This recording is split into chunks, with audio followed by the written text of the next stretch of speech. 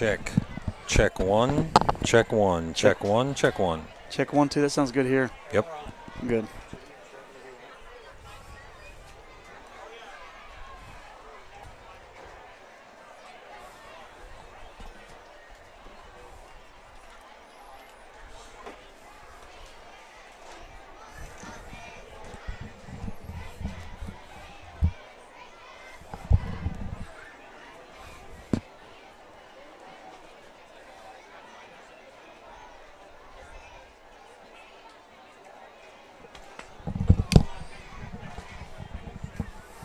Ladies and gentlemen, boys and girls, children of all ages, it's time for some Friday night football. Are you excited?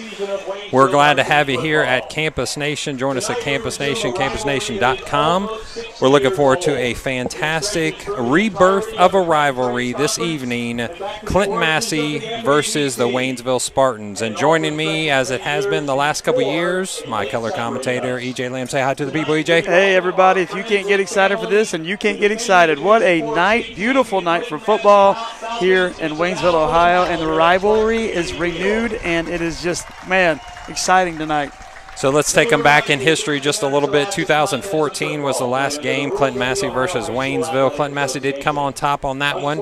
If you go back to 2011, you're going to see the last win by Waynesville. I believe that was right here on this field, and a couple others by Clinton-Massie since then. And then it just went dormant, basically, from 2014 until tonight. So we're excited. I know both sides are excited. I've been getting text messages and phone calls. EJ, I'm sure you've received the same to say, hey, this is going to be a fun one.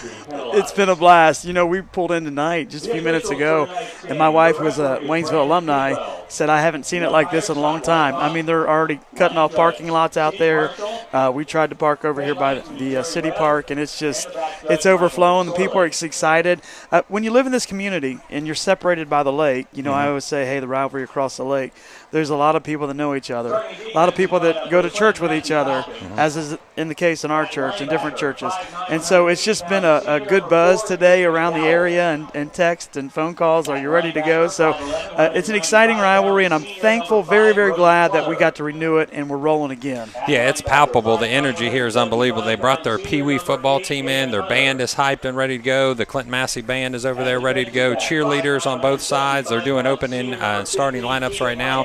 So let's talk about that just a little bit, EJ. So starting on the offensive side for the Clinton-Massie Falcons, let's throw a few names at you. And what you're going to notice is, honestly, not a lot of repeats from last year. The 2021 Division IV state champion Clinton-Massie Falcons had 25 seniors, and they're going to return some linemen. But honestly, other than that, the skill guys are all new. Yeah, and that's the big story, I think, for Clinton-Massie going into the game tonight is, thankfully, a couple of the big linemen back on both sides of the ball, and that's always good.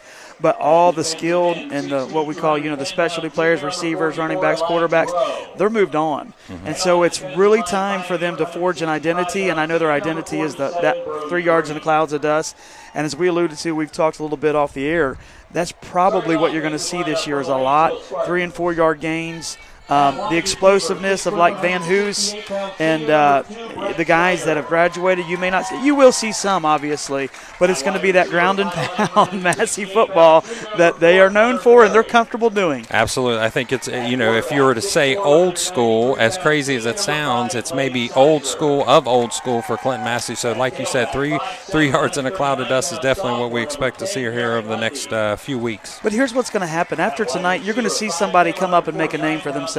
You may be talking about a Logan Chesser, but after the game, there's some of these freshmen, sophomore, juniors that are going to step up, and we'll be talking about them after the game and the plays they made as well. Yeah, let's talk about some of those kids. Wide receiver, you're going to see Cameron Williams at the running back position. Gabe McDowell, we always call him Big Play Gabe. Yeah, I got to meet Gabe's grandmother actually recently, very nice woman. So Brody Clutter is going to be at the fullback position. As you said, Logan Chesser at the running back position. Only a sophomore, we're going to start tonight, and somebody like you said that has a high ceiling, high potential. Gavin Hunter is going to be in that backfield. Brighton Rodman is going to be the tight end. Keegan Lamb is going to be your quarterback after being the backup last year. Then you're going to see guys like, Owen Trick's your right tackle. Yeah. Tyler Tollison's your left tackle. Adam Frisch is your left guard and long snapper. Joey Coker's going to be your right guard, and Isaiah McCoy is going to be your center. Yeah, and what you got to understand about this young team as well is they got varsity experience last year. Massey, handed it to quite a few teams. And when you do that, you get these young JV guys a lot of experience on the varsity playing field.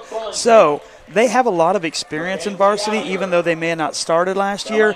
They got a lot of mop-up time, and so they're experienced, and so they're going to be fine tonight. I don't think there's going to be too many jitters out of them, just probably a lot of excitement to get out there and make a name for themselves. And trying to stop the Clinton-Massie offense. On defense for the Waynesville Spartans is going to be Alex Ambergy at DB, Connor Berry, who's a second-team SWBL member from last year at DB as well. The big boy, Matt Wilkerson, DN, 6'4", 220, all of it, and he's going to bring the thunder, the coach says, every single play. So Rylan Guthrie's a linebacker. Garrett Lundy is both at the running back and linebacker position. You're going to see Carter Barthouse at the linebacker position. Also, they did have a couple small injuries that they're having to fill in for this game due to some scrimmage issues there. So Elijah Federley's going to start at the tackle position.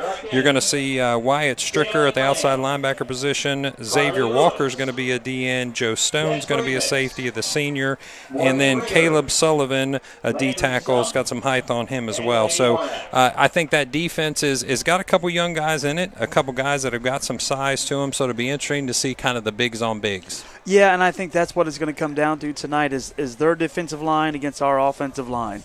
I mean, you know how we kind of operate at Massey. We impose. Now, if a line can hold up to that, sound like a little bit of size, 6'4" Wilkerson boy can get with it. So if he can get in there, do some run stopping. But it's going to be line on line, and it's going to be – we'll find out if this will be a third and fourth quarter game. And if it is, what line is going to have the stamina to hold up and to hold the line. So that's what I'm kind of looking at because we don't know a lot of the skilled positions tonight. They're kind of new, but we do know the line is a big deal. And whoever controls that line, like in all games, is going to control the tempo. Talking to their coach, I appreciate Coach Johnson, Ben Johnson, being able to join us earlier in the week, and he took some time out of his week. I know it's busy preparing for a game, especially the opening game here against Clinton-Massie. Just talked to him, and he was willing to share some of the interesting facts about the team. Last year, a 5-6 overall record, 2-5 in the league. It's his 9th year as a head coach. He spent 7 at Portsmouth West and then 2 here at Waynesville. Has 10 years of coaching experience other than that as an offensive coordinator at Liberty Union. We're going to share later in the broadcast some interesting information about the dichotomy of family members that are throughout this coaching staff here at Waynesville and the opportunity he's had to coach his own brothers. That's a neat experience there. Overall record right now as a head coach of 43-42. So I asked him if he could recap his season last year. What was the main thing that you can say that maybe you'd like to see just a little bit different that kind of caused the win column to be a little lower than you expected? He said, honestly, Matt, we were in every game. Every single game, it was a fight. There was no game where we felt like it was completely out of reach. We have lots of returning starters. They have lofty goals, and they believe that preparing for teams like Clinton-Massie, preparing for teams that are in their league, and they're in the big side of the SWBL. They're in the tough side of the league with the Monroes and the Franklins and the Bellbrooks and the Oakwoods, and they think that's going to prepare for that D5 tournament. Yeah, and I like that mentality because to be quite frank, Massey sometimes has a hard time filling that non-conference schedule. They're a big powerhouse. They've been known to be a big powerhouse. So really appreciate them taking us on. And like he said, the right mentality. Let's get ready. Win or lose, this is going to prepare us for the rest of the season. Let's give a good outing. Let's play hard. It's going to prepare us for the rest of the season. So, I like his mindset and getting this team ready. Absolutely. So, talking about the opposing team, I said, tell us what you think about Clinton-Massie. Give us some of your ideas. And he said, well, almost every single time I ask that question, I get the same thing. We know who they are. Yeah. They are who they are. They're one of the top programs in the state, top to bottom in all levels, meaning Pee-wee, junior high, high school. He said, they're running that same offense. They're believing in it from day one that they put on pads. They reload rather than rebuild. Yeah. Experienced in this system, and they're a very physical team because of a commitment to the weight room. And that's a respect level that Coach Johnson has for Coach McSorley and this team. But you still want to win this game. There's a lot of, Massey's coming here with a lot of, hoopla from last season. They're coming in with a lot of, energy. But as that Waynesville coach, it's a fun opportunity, but you want to win. You want to knock off the best. So, good for him. We're going to play the national anthem. We'll pause for just a moment.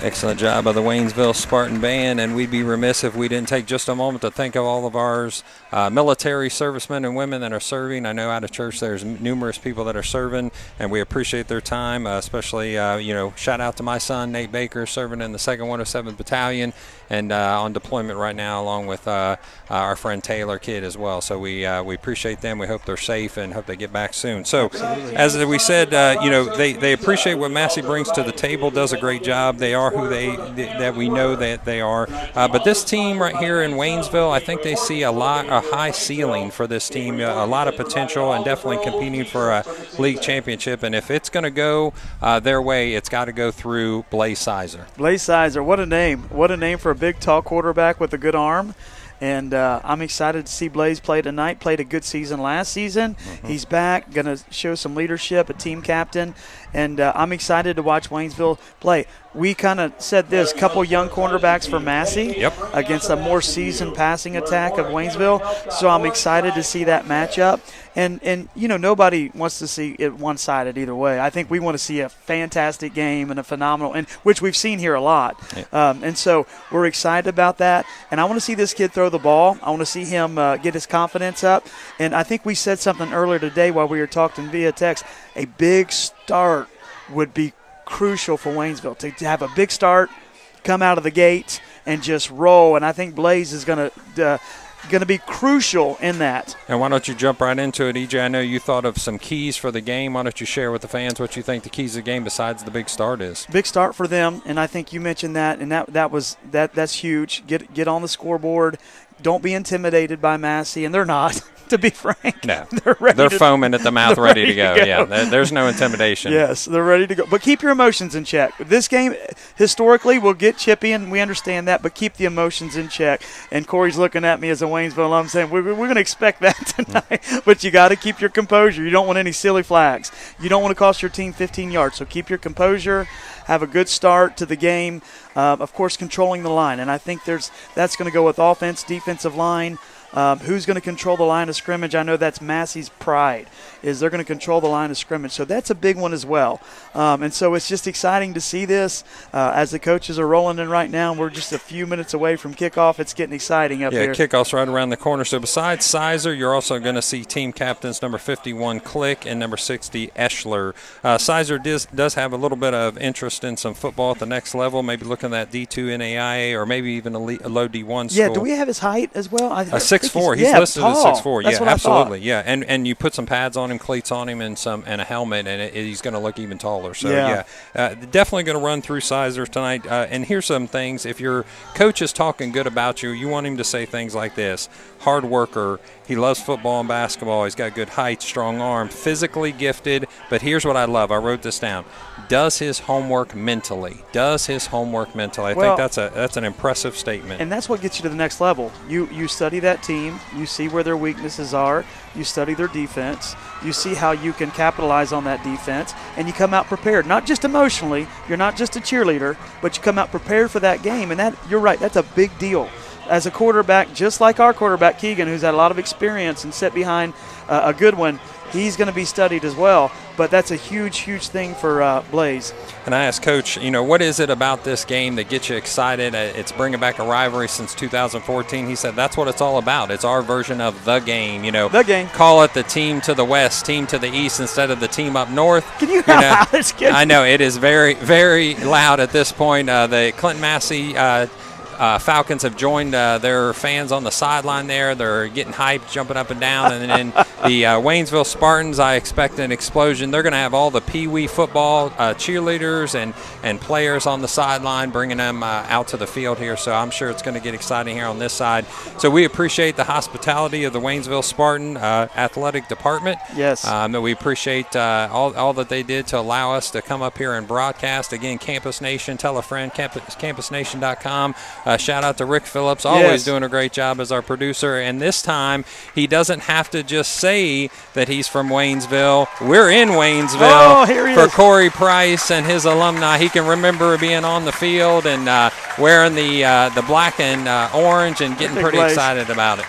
Corey, the cameraman Price. Yes. And yeah, what a game. Hey, and I think about my mom and dad who are watching at home, maybe can't get out to every game, so call or text somebody, say, hey, if you didn't get there, tune in right now on Campus Nation and watch the game with us. Yeah, free of charge, Campus Nation. Just jump right on the YouTube channel, Campus Nation, or campusnation.com. You can also go to Clinton-Massie's Facebook page. I'm sure it's all over Twitter for both athletic departments. And we're going to need to hear some shout-outs because we want to know where you're listening from. 937-303-8069. Again, 937-303-8069 is what we want to hear from our Waynesville fans that are out there in the other parts of the country. We want to hear from our Clinton-Massie fans that are in the other parts of the country as well. So getting ready for kickoff here. Again, the excitement is just palpable. It's unbelievable with the clock getting reset to 12 minutes. The team's getting onto the field. It looks like Clinton-Massie is going to receive the ball for the first half. And back, it looks like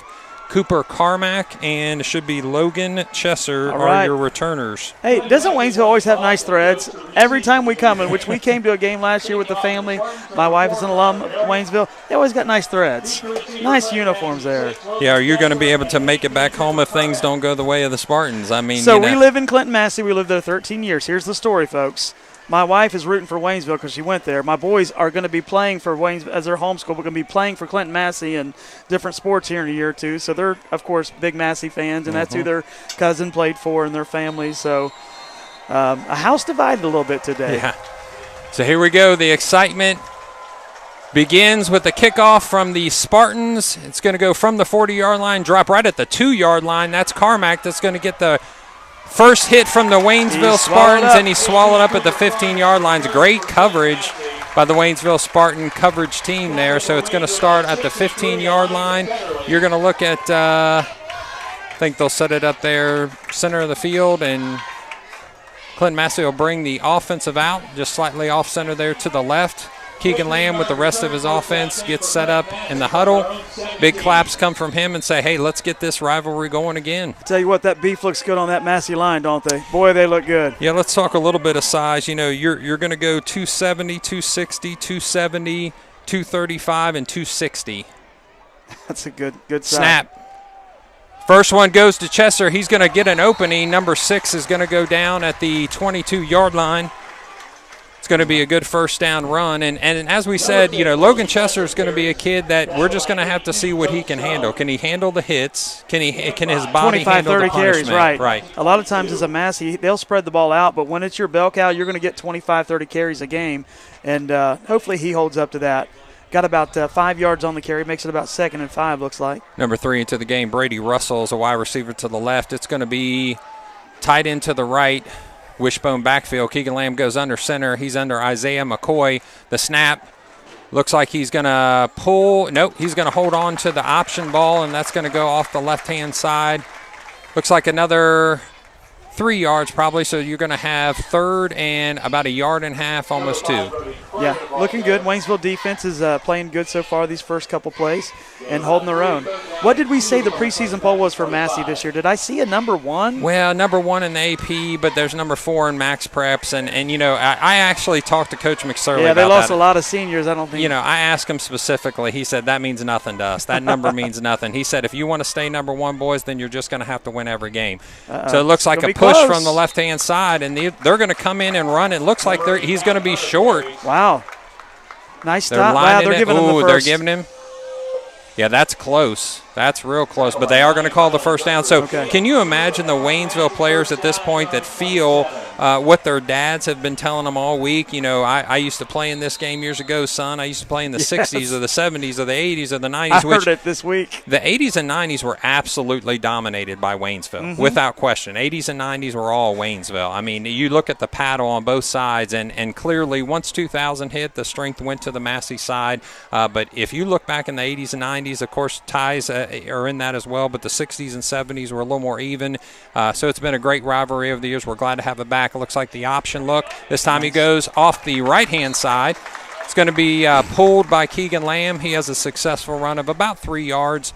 Again, off the right-hand side there. It's going to bring it back to the middle of the field. Yeah, he got about 4 yards, and this is what's expected, 3 or 4 yards. But so much out of the first few plays, that's it. No big ones yet, and that's going to be key for Waynesville. Contain them, stop it, and make a big third down stop for the Spartans. That's what they need. I think I heard Coach Zantini at the scrimmage that you got to keep on schedule. I think when you're expecting 3 to 4 yards every play, then you got to stay on schedule to make sure that you've got that third and short, or even if you have to, that fourth and short. Because 3rd and 9 is not usually a Massie in their playbook. Another option look that's been held on by Keegan Lamb. He drives ahead about another 3 yards or so, so it's going to be resting at the 35-yard line. We're going to go left to right on your TV screen, and those of you that are just listening to us and enjoying maybe some time out on the back porch and just listening, we appreciate you joining us, Campus Nation, campusnation.com. Yeah, and you see him lean forward because the line's getting a good push. They're getting 3 and 4 yards, and they're kind of falling forward, but no big plays yet out of the quarterback or running back. Here, another big 3rd down and 3 for the Spartans. See if they can put a hold here on the Falcons. Cameron Williams and Gavin Hunter back into the game for the Falcons. Come up to the line with the tight end to the left. This time Logan Chester gets the ball. He goes off the right-hand side, but he's stood up and driven back. Yeah, he's driven back that time, and it looked like that time he hit the hole with a decent amount of speed and then got stood up pretty quickly. And hats off to the Spartans here as they made a big stop. Actually, did they? That's a first down. They gave him a good spot. That was a good spot. Yeah, that was a good spot. So I'm sure the Waynesville side's a little disappointed in that one. So 1st and 10 now from the 37-yard line. They're closer to the right hash. So this is 3.5 yards. It's like every play is just enough. They're getting a first down by like 6 inches. Yeah. See if they don't bounce one outside quickly. Massie's been setting this up the middle. Take one around the end here. It's going to be one receiver to the left. Fullback behind. The toss goes to Gabe McDowell. He's following his tackle, but he gets a flag that's going to come from behind, which looks like a holding penalty. Yeah, usually that's a holding. Yeah. And I'll tell you, having watched the Clinton-Massie Little Miami scrimmage, there was quite a few holding calls and even put the ball on the turf a couple times. And I know that Coach Santini, Coach McSorley are not going to stand for that very long. No, you're going to get in the doghouse pretty quick. Somebody that's going to be addressed, and that's going to be cleaned up. Will be cleaned up pretty quickly. Signs of good team is discipline, and there's no reason to get penalties, and I'm sure they'll clean that up before the season's over. I tell you, the Wilkerson kid looks like a good-sized kid from here. I mean, he looks like a man there. He does. Number 6 for the Spartans. Yes, he does. They're in a 4-4 look. This time they try to pitch it. It's going to go off to the right side. Logan Chester finds an opening. This time he finds on the right-hand side. He gets to the 40. Nice. To the 44, he's going to get stopped. So it's still going to be 2nd and 4 at that point. So a nice run by Chester. Saw the opening, had the big tackle in front of him. Good blocking by the offensive line. Number 57, Tyler Tolson. Yeah, Tyler, big block there. Nice way to follow his blockers and hit the seam when it comes available. It kind of took the air out of Waynesville there. They said, okay, we get you back on your heels with a big penalty, and now here comes Massie with their biggest play of the game thus far. Traditionally, Clinton-Massie is kind of a right-handed team. You know, over the years, they like to see the strength on the right tackle and the right guard side, so it's kind of natural to run that way. It looks like a little sugar off defense by the Waynesville Spartans, and Keegan Lamb's going to be stopped quickly. So another 3rd and 1, 3rd and 2 here. And this is what Clinton-Massie wants to do. They want to go short yards, and then they want to eat up clock, because the more that I'm keeping your offense off the field, I don't have to worry about you scoring as long as I hold on to the ball and stay on schedule. Yeah, that's a great point, Matt. You know, a lot of offense, especially a passing offense, is based on rhythm. If I can keep you off the field for 10 minutes and you get just a minute or two left out of the first quarter, I can try to get – what was it? Man, there's a game. They've done that so many times, just keep good offenses off the field. Keegan Lamb with the snap. Ball goes to Hunter. Hunter drives through. He finds an opening. He's across the 45 on the opposite side of the field. So now he's going to cause a first down. And I'll tell you what, I want to say something real quick. I like that. About number 8. Yes. Okay, Gavin Hunter is a kid that has put the work in. You can tell. They've absolutely put the work in. Oh, yeah, you can tell. He shredded that tackle right there, pushed through that tackle. And so that you can tell he's been in the weight room. Absolutely. He has put that time in. Got an extra yardage out of that. Yeah, he didn't go down on the first hit. Congrats to that young man for putting the time in and getting some success early in this season. So double slot, single in the backfield there. Fakes that, or no, he's going to hand it off to the fullback. Yeah, he's only going to get a couple yards. Led by number 50, Joey Coker, on that block. So a couple yards now. We're going to be second and about 7.5. This time we're on the Waynesville side of the field with 42 on the 42-yard line right hash. So Clinton-Massie moving the ball steady, taking up some time. Looks like 5:32 left on your clock at this point. So this is exactly probably what Clinton-Massie was ordering there here in the first quarter. Yeah, and that's what they do. And like you said, they're comfortable doing this, and they're going to try to wear down Waynesville's defense on the very first drive. Keegan Lamb makes a call from the line, goes to the fullback wide open. He takes on 2 blockers and then tacklers and then brings them down with him as he falls forward. That's number 5, Brody Clutter. All right. Brody Clutter. Yeah, it's Brody, it's not Brody. Yeah. Gotcha. Yeah, I gotcha. So we have a first down now for Clinton-Massie.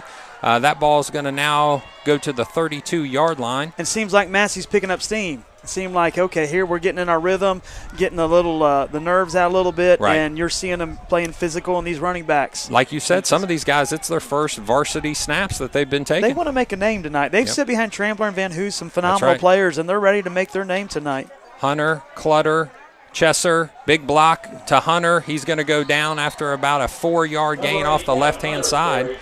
Nice little run there. Again, Massey's going to get enough push that you're going to get 3 and 4 or 5 yards of carry. So right now they're getting that good push off the line, and they're just they're comfortable in this 84-degree weather out there, and just keep beating you down. Yeah, what's interesting is that, two-way players for Waynesville, let's see, I count 1, 2, 3, only 4 are listed as two-way players, and I think Clinton-Massie's also going to match that with 4, maybe 5 two-way players as well, which for Clinton-Massie is actually kind of odd. They usually don't have a lot of two-way. So this time the ball goes to number 5, Clutter. He shakes off one tackler but goes down after being hit by a barrage. He took a nice lick, yeah, he did. But he kept those legs churning. That's classic Massie football there. I'm looking over the sidelines. A big Blaze, and he's got the ball in his hands, tossing it. He is just like, he's chomping at the bit. Would you get me on the field here, fellas? Chomping at the bit. He said, man, how long is this drive? Right now, 3:35 left. And so they've already almost took 9 almost minutes. 9 minutes almost off 9 minutes in this opening drive that's yet to be over. So Clinton-Massie, as you said, with these young guys starting, what do you think about the Brody Clutters? Like you said, they've been sitting behind these guys for a couple years now. Even, somebody on the tight end position sitting behind the Lex Russells this last year. I mean, they're excited to be on the field for the first time maybe in their entire career. Absolutely.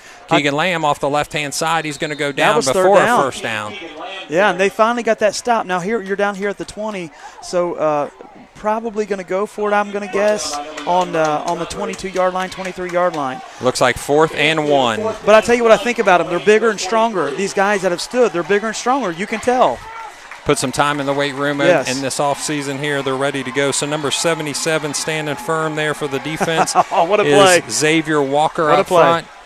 63 is also in the gap there, and that's Elijah Federley for the Waynesville Spartans as they set their defense, their 4-4 Fun look. right here, Corey.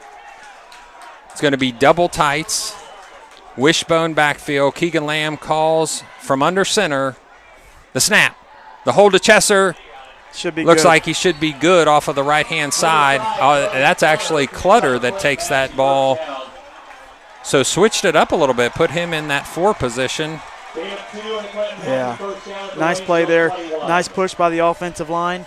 And I'll tell you what's neat to see out there. Leighton Bell, the defensive lineman, just came in that jumbo package in order to be a second tight end. So we appreciate Leighton jumping on the other side of the ball. A lower body like tree trunk, Yes, boys. no doubt, no doubt. Goodness. And a little bit of nasty to go along with it. And so, he's just staying fresh for his oh, yeah, he's opportunity. excited to get on his side of the field. Yeah, so double slot your look with the single fullback.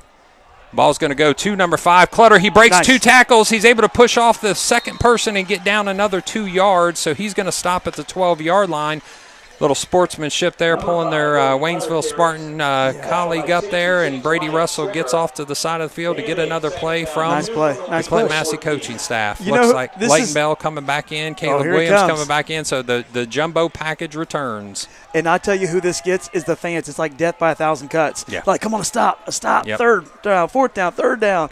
And they just keep advancing. So it's man, you're looking at a minute 20 left We in would this first call quarter. this prescriptive. Brody Clutter runs into a pile of Waynesville Spartans. Now, I will say Leighton Bell was able to kind of push that pile forward. You're going to see a third down. They're going to call for a first down now, it looks like. So they're moving the chains. They're running that clock. So, as you said, it's eaten up down to 1 single minute. Have There's you 1 seen minute. that before? Like the opening drive has went literally 11 minutes. 75 yards, started around the 15, and now here we are at the 10, and it's still going on now under a minute. This is incredible. If you've scripted this as the Clinton-Massie coaching staff, it is going to plan right now. You couldn't do it any better. Yeah. So now we're a 1st and 10, or is that 1st and goal? 1st and goal. Okay, from the 10. Double tights is your look. Wishbone backfield. Keegan Lamb under center turns to Gavin Hunter. He finds an opening, crosses across the midfield and into the end zone. Touchdown, Clinton-Massie Falcons. 30 seconds left. That's how you do it, folks. Nice play, Falcons. I'll tell you what, that is as you couldn't have written it any better. I mean, that's if you're a Clinton-Massie fan, if you're the Clinton-Massie coaching staff, that is exactly what you wanted to see. And I'll tell you, I know this is going to sound silly, that penalty, which took more time and gave them more yards, actually might have helped eat more clock. Oh, yeah, it definitely did. A lot of compliments to the Beef down there for taking this drive all the way down the field. The kick is up, and it is good. That's Ian McGinnis with the extra point. And the holder this year, you might recognize the last name, is a Zantini. How about Caden Zantini All right, now this is he a time? freshman? He is a freshman. The quarterback on the reserve or the freshman team? I believe the freshman team. Okay. I believe Elkins helps them out at the JV level possibly. And I'll tell you what's a little bit interesting. Those that are interested still in the freshman football, freshmen just beat Moeller last night 42-6. Wow. And what's interesting is the 2021 state champion team from last year also played Moeller's team 4 years earlier and beat them as well. Isn't that something? Yeah, and Upper Arlington. I happened to be at those games, so those were pretty fun to watch. So Clinton-Massie with the first strike. And McGinnis brought back the orange cleats or reddish, whatever color but I like them. He wants to stand out since he's gonna have to spend so much time on the sidelines when you have 11-minute drives. You got to be able to see him somehow. So That's right. I like it. teeing it up at the 40-yard line. I kind of compare him to us as the Bengals. McPherson. He's solid for us. He absolutely. is so solid at kicker. Does a good job. We'll get you some numbers here. Now you got to get the Spartan side back into this after this long drive. Kickoff return for the Spartans, Lundy and Davis. So the kickoff's going to go to the left hash, and that ball's going to be bobbled. He comes out. That's Lundy. He's going to be hit at about the 5-yard line, maybe the 7. So after the bobbling of the hands a little bit, they drop him at the 7-yard line. Yeah, nice play by the special teams. Yeah, unfortunate bobble for him. Probably got a little nerves first game. They've been sitting here for 15 minutes waiting to get their shot. Yeah, so the Clinton-Massie defense comes on the field now again, and I think you mentioned this earlier. I think conditioning is going to play a role. You did start the evening a little bit humid, a little bit hot. It's definitely cooled off now. Nice little breeze blowing through. But you've got two-way players for Clinton-Massie, which is a little unusual. They don't have a lot of two-way guys over the years. They're going to have to do that until some of these younger guys get experience. And we mentioned before, when we say young guys, we're talking about some sophomores, especially at the corner position. Brewer, 21. They do have a senior in Phipps, number 20, on this outside. Ball snapped. Out of the shot. A lot of pressure. Ball's thrown off and to the right-hand side, so that almost is a sack and a safety in the end zone, so a smart play by Sizer there. Yeah, split second away from being sacked. He gets rid of it, and fortunately gets rid of it to open grass because there were some defenders around. Good play by Massey defense, and they're going to see this shotgun formation, spread offense. You know, it's quite common at the high school level now. I asked the coach, you know, what do you guys run and just what's your normal setup? He said, we're usually going to be 3 wide and have what we call the sniffer back, you know, somebody that's just up close to the line. And they're going to bring number 10, which is Garrett Lundy, in the running back position this time. And more pressure is put on him. On the right-hand side, he tries to throw it away again. An open receiver is closed on pretty quickly by Brewer, and that pressure is just getting to him immediately. Yeah, it is. Not a lot of open guys downfield, and Waynesville needs to get in a rhythm. You don't want to get in a rhythm when you're backed up in your own end zone. That's the last place you want to be. But here he is on the opening drive, and unfortunately he's back there in the end zone by the time he's making the pass. So not your most ideal circumstances to start a rhythm or get in a rhythm. Number 4 bringing in the play, Connor Berry at the wide receiver position. Now, you can't sleep on Sizer. He can drop a fade route on you in a heartbeat, and Berry would be one of the guys he wants to throw it to. They need that right now. Looks like slot left, single receiver to the right. He's got some time this time. He throws. Open is Berry. He's got the catch. He goes down at the 30-yard line. What did I just say? There it is. And I'll tell you what, when you look at the Massey offense, it was just enough on third down, just enough. And right here, you get down to third and long, and you make a play just enough to advance the chains. Nice play for them, get their confidence up. Number 75 looks like – let me get you some number. Sorry, 76. That's John Brilhart is anchoring that tackle position at 6'4", 267. That's going to be your first quarter, ladies and gentlemen. At the end of the first quarter, the score is 7-0 with Waynesville on the drive here. We're going right to left on your TV screen. We appreciate you joining us at Campus Nation, campusnation.com, and we have to thank our sponsors, which we'll start with Campus Nation. So fans, Campus Nation excited to bring you coverage of the reigning state champions, the Clinton-Massie Falcons. Become an official sponsor of the 2022 football season by contacting Rick Phillips, the man, the myth, the legend, 937-527-6674. As always, thank you for tuning in. Stay tuned and up to date for all our broadcasts, upcoming and archive. Make sure you like the Campus Nation Facebook page and subscribe to our YouTube channel. WZAA, there is none, and there's now even more to love about your favorite radio station, WZAA 106.9 LPFM. We have recently collaborated with Destination Outlets in Jeffersonville to create an elevated hospitality experience. Enjoy live concerts and contests, dining, and, of course, shopping. Make sure to visit the new WZAA 106.9 at Destination Outlet Studios, where our crew broadcasts talk shows, prepares music streams, creates commercials, and more. We look forward to seeing you there. All right. That completion was only one completion, but it was huge for momentum to carry into this second quarter.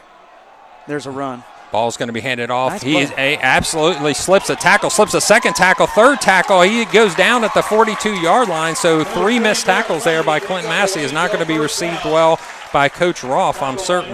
No, but nice play there. Keep his wheels turning, get the first down. The first run play, a little sweep around the end, looked good for the Spartans. So here they are, putting a couple plays together back to back. Absolutely. On the 42-yard line, right-hand hash, Clinton-Massie looks like they're pulling back just a little bit on those face masks and tighten them up. Wants to go downhill on somebody right now because they're giving up too much yards, and I'm sure in their opinion. So this time your fullback's behind the line on the right-hand side. He shifts over to the left.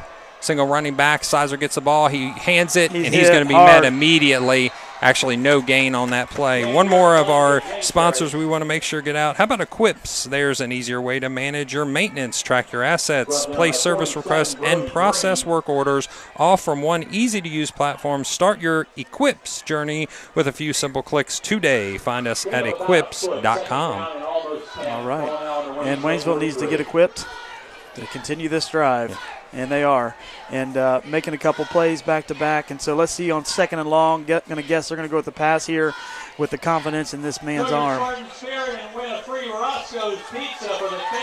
Roscoe's Pizza. How about that? You know, they're giving away pizza here. They can bring some to the booth if they'd like. Sizer rolls off to the left, sets his feet to the right-hand side. Overthrows his receiver. That was 82 for 82 is Joe Stone. Joe Stone, senior. You see his arm there as he's rolling out on the run, make a nice little laser there. So you see the strength of that arm that he's got it. So now he's going to need it on 3rd and long. Need another big play to advance these advance to the first down. So he rolled to the left, but he set his shoulders. That was the key. He set his shoulders facing downfield before he released that ball. So nice job by Sizer. Get your body in the right position for that throw. 2 receivers to the left, single receiver to the right, fullbacks behind the right tackle. He's going to motion one of his receivers. Now 2 of his receivers start to move. Now they're set. Over to the right-hand side goes a second receiver. The snap. Sizer steps back 3 steps. Lundy gets the pitch. He's brought down before he makes the first down run, so that's going to be right at the 50-yard line. The catch and probably another 5 yards after the catch is going to bring up, it looks like, 4th down what are we going to do here? 2. What are we going to do here? 4th and 2, and they're thinking, I don't want to give Massey the ball for another 12 minutes. Maybe we'll just looks like they're going to bring out the punt team here and punt it there at the 50-yard line. Yeah, at this point, even at the 50-yard line, you've got lots of time. You're only down by 1 score. Even if you were to give it to them and a turnover of downs, they could still eat up probably 6 to 7 minutes if you allow them to from the 50. And you got to think, if they take another sustained drive, we don't know what they'll do. Hey, with a couple quick strikes from Blaze, they can get them right back in it. So so if their defense can come in, shut down the Massey offense, then they get back on the field immediately. 60 is your punter for the Waynesville Spartans. Wow, what a roll. Oh, that's a great roll. Oh, my gosh, out at the 6-yard line. Very That's nice. Fantastic. Nice punter. That was number 60, Ryan Eschler. He's also the right guard as well. So when you got the right guard also kicking for you, that's pretty special. Down there that coffin corner, didn't he? He did a great job. 6 yards. Great Very kick. nice punt. They're going to mark it where at now. Looks like about they gave it to him at the 10, actually. It went out there. It came out a little bit early. We're trying to give you the best option we can from the side here. So Sizer goes to his coach, gets clapped up a little bit, knows that everything's all right. They're going to have plenty of time to get back in this game, only down by 1 score with the second quarter just starting. Massey says, okay, you want us to go 90? We'll take that challenge. That's their hope. That's their hope right now. Clinton-Massie's going to come out of the huddle as Keegan Lamb brings them to the line of scrimmage. Looks like tight end to the left. Wishbone backfield, single receiver to the right. Blitz comes up the middle. The toss goes to Chesser. He finds an opening on the right-hand side. Nice block by Joey Coker. He's out into the opening of the 45, almost to the 50. So the sophomore jumps up. Yeah, big play. Pumps his fist and says, let's do a 40-yard run to start this drive. Yeah, quite the opposite of the first drive, and with a big run by Chesser. 40-yarder. Great run. You see some good speed there on the end. And so good speed out of Chesser. He's just feeling good. He's just getting his stride right now. How about good speed by Joey Coker? How about that right guard getting out there, 6'1", 270, and for about 10 yards, he was with him. Shout out to the beef right there. Make him a fullback. Let him do some few packages for him in the backfield. He would love that. If you know Joey Coker, he would eat that up all day long. This time motion from right to left. The ball goes in the middle to Brody Clutter. That's a solid 5-yard run that's going to bring it to the 45-yard line. So Clinton-Massie with a big play to start off. They were in the shadow of the end zone. Yeah. Now they're out to the 46-yard line is where they'll mark it with 6 yards, and 2nd and 6 will be your next play. You got to wonder, man, as Waynesville getting to 82, it's hot. It's August, first week. And you got to wonder after a while, after that first drive, it's going to take a lot out of you. You're going to have to really reach in, get those electrolytes in you, and get back out at it. Miles Thiegy, the receiver for Clinton-Massie, comes to the left-hand side, closest to our booth here. It's going to be a double slot look. In motion goes Gabe McDowell. He Nice. gets the pitch. Pull him in. If Fiji gets a nice block there, it's actually run into by Gabe McDowell. It looks like they're going to give him the first down by getting down to the 39-yard line. That was reminiscent of Zantini. Perfect time to pitch the ball. Yep. Pulls the defender in, then pitches the ball, and he just, it looked like he's been doing this for 3 years. Right. Keegan Lamb, a very smart young man. So one thing we used to say about Zantini is he's very football intelligent. Keegan Lamb has that same level of intelligence, not only in the classroom but on the football field. Has got a dad that played college football, so knows he's been growing up in a football household all his life. Yeah, not huge on size, 5'9", 175. Yep. But he runs the offense well. Yeah. He's making it up a little bit with the academics. Chesser goes in motion. He gets the pitch off the right-hand side, finds an opening, but he's going to get stopped by 3 Waynesville defenders. Leading that tackle was number 82 by Waynesville. I believe that is 82 is Joe Stone. So Joe Stone, the safety, coming up and filling the gap there for the Waynesville Spartans. Yeah, making some plays there for Waynesville. Now we got a 2nd and long. Line's looking good. Massey offensive line is looking like they haven't lost a step since last year, and now these running backs seems to be getting into their rhythm tonight. Yeah, it looks like they're trying to keep some running backs fresh. Gavin Hunter's kind of going in and out. Brody Clutter's got some time there on both offense and defense. Off the left-hand side, that's a nice run. Driving forward, Gavin Hunter is Man, able I like his motor. His wheels just keep going.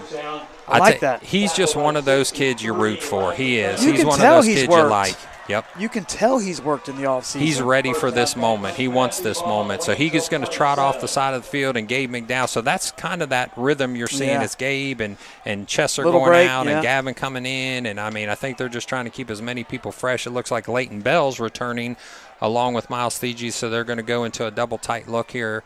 Possibly Keegan Lamb calls the play from the huddle.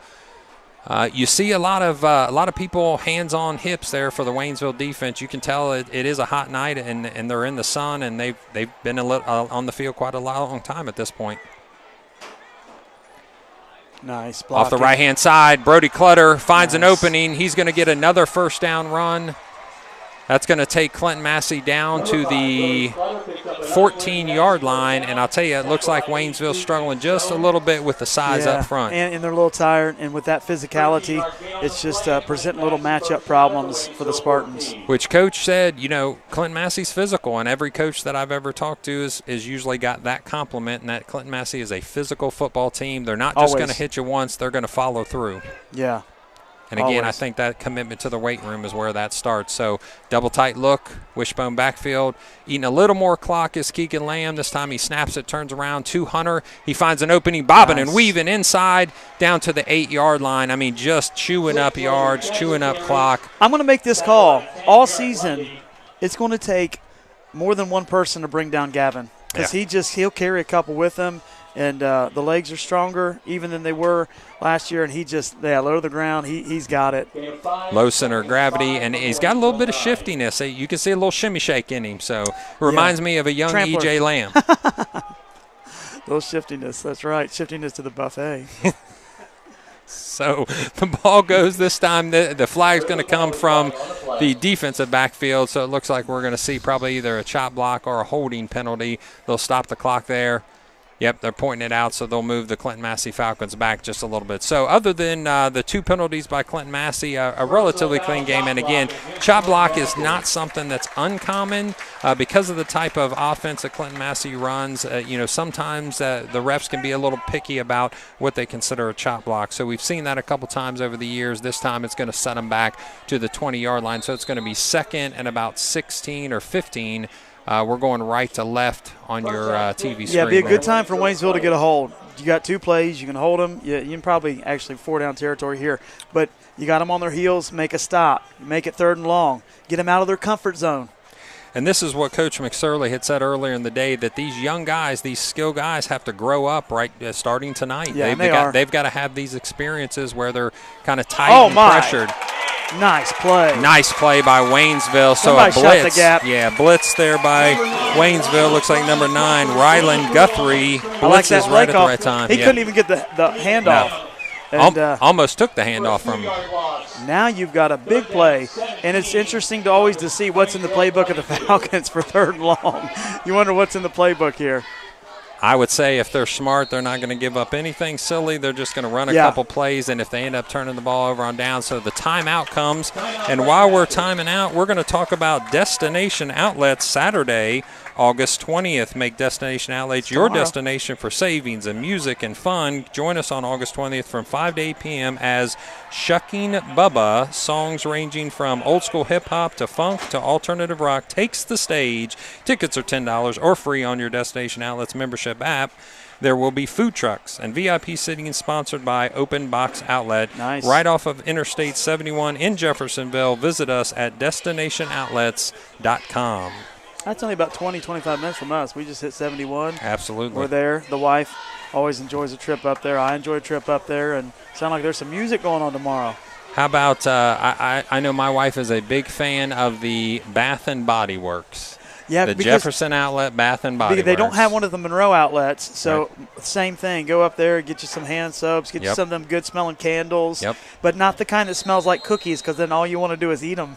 She starts burning them candles in the house. Like, where's the cookies? Oh, that's a candle.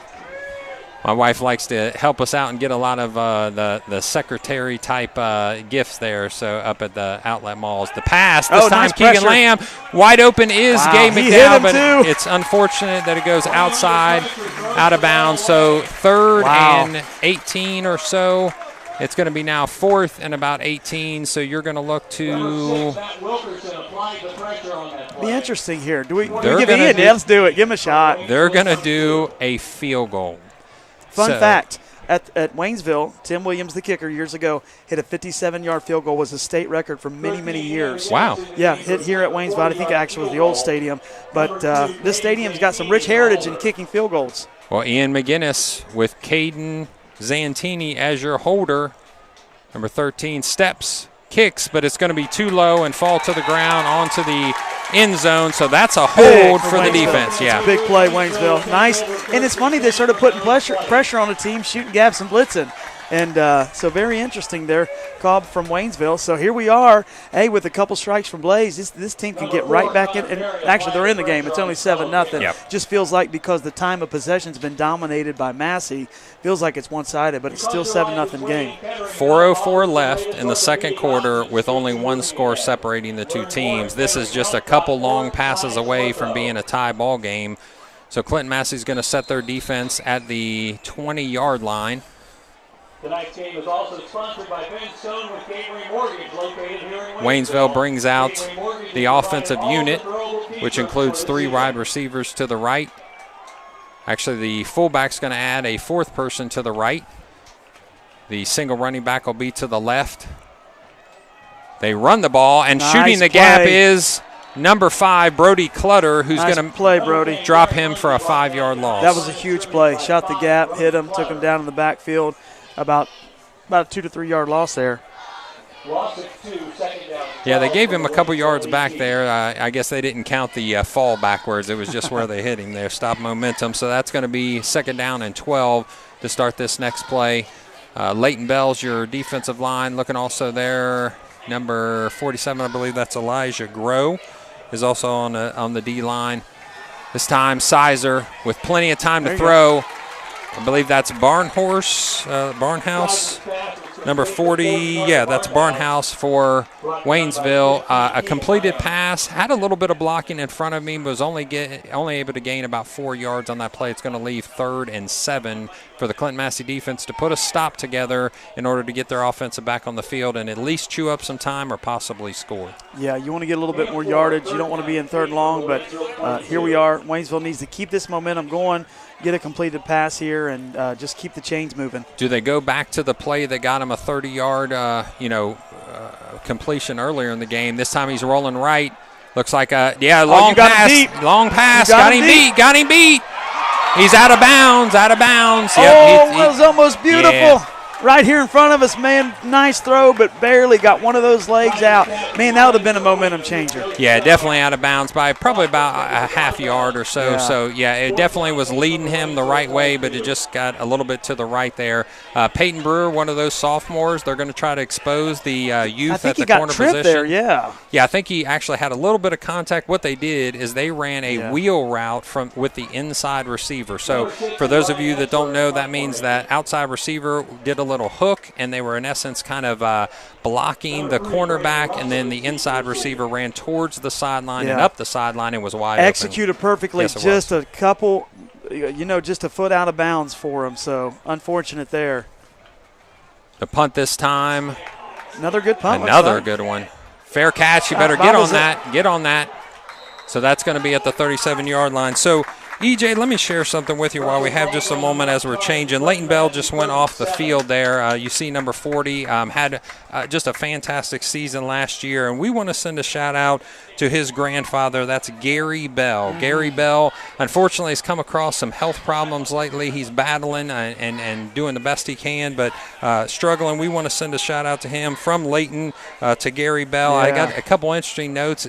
Gary Bell is a guy that's walked the Appalachian Trail. How special is that? That is awesome. That is a huge accomplishment. Yeah, 2,100 miles, I believe. That's a bucket list all the way up there to the northeast, and you see where Leighton gets that grid at now. And they said in that trail they called him Papa Smurf. So Papa Smurf is Gary Bell, and Brody Clutter is driving his legs and staying forward even with the pressure that's being put up the middle. Brody Clutter gets up after about a 3-yard game. So we want to send that shout out to Gary Bell. Shout out Gary, prayers for you, brother. We appreciate him following the Clinton-Massie Falcons these years that Leighton's been a part of the team, and we wish him nothing but health and happiness, and we hope he gets better real soon. So, I'd like to sit down with a cup of coffee and hear them stories from that trail. Oh, that'd be fantastic. What he ran into. Toss goes to Chesser, right-hand side, finds an opening. He's going to have a first down run. This time he's going to go out of bounds at the 50, maybe 49-yard line, which is going to move the chain, so that's exactly what Massie ordered. He's looking quicker and faster. You're seeing them just get comfortable right in front of our eyes, this young team, and he's got some speed on the end there. I want to see that shoulder pad level a little lower. Yeah. Little lower. I know he's got speed. He got straight up. Yeah, he got straight up there. And the reason being, I want him to be protected. When you get somebody coming across the field looking for that pitch play and just trying to clean his clock, you want to give him more shoulder than you do face. So this time, double slot, single receiver to the left. Motion goes this time. This time, Keegan Lamb. Nice play there, guys.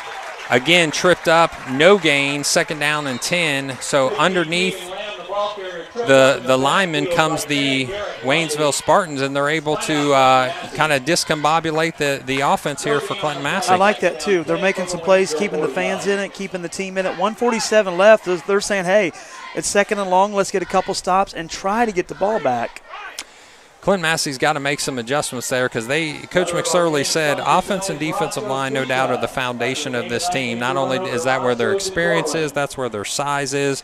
Their skill guys are young in many, many places, and they're just going to have to get better every single week. You're going to hear names like, Peyton Brewer and Ty Phipps. And now Ty Phipps is a senior that's getting some playing time here as a senior that's stood behind a couple of these players over the years, but seeing his time to shine here this season, so we wish him nothing but luck. So Clinton-Massie jogs back onto the field, set up at the 49 of the Waynesville Spartans, and Waynesville's got a little momentum, a little energy here on defense. They do, and they need to let that carry them these next couple plays, try to get the ball back, but they're keeping this last couple defensive possessions, they're keeping everybody in this game.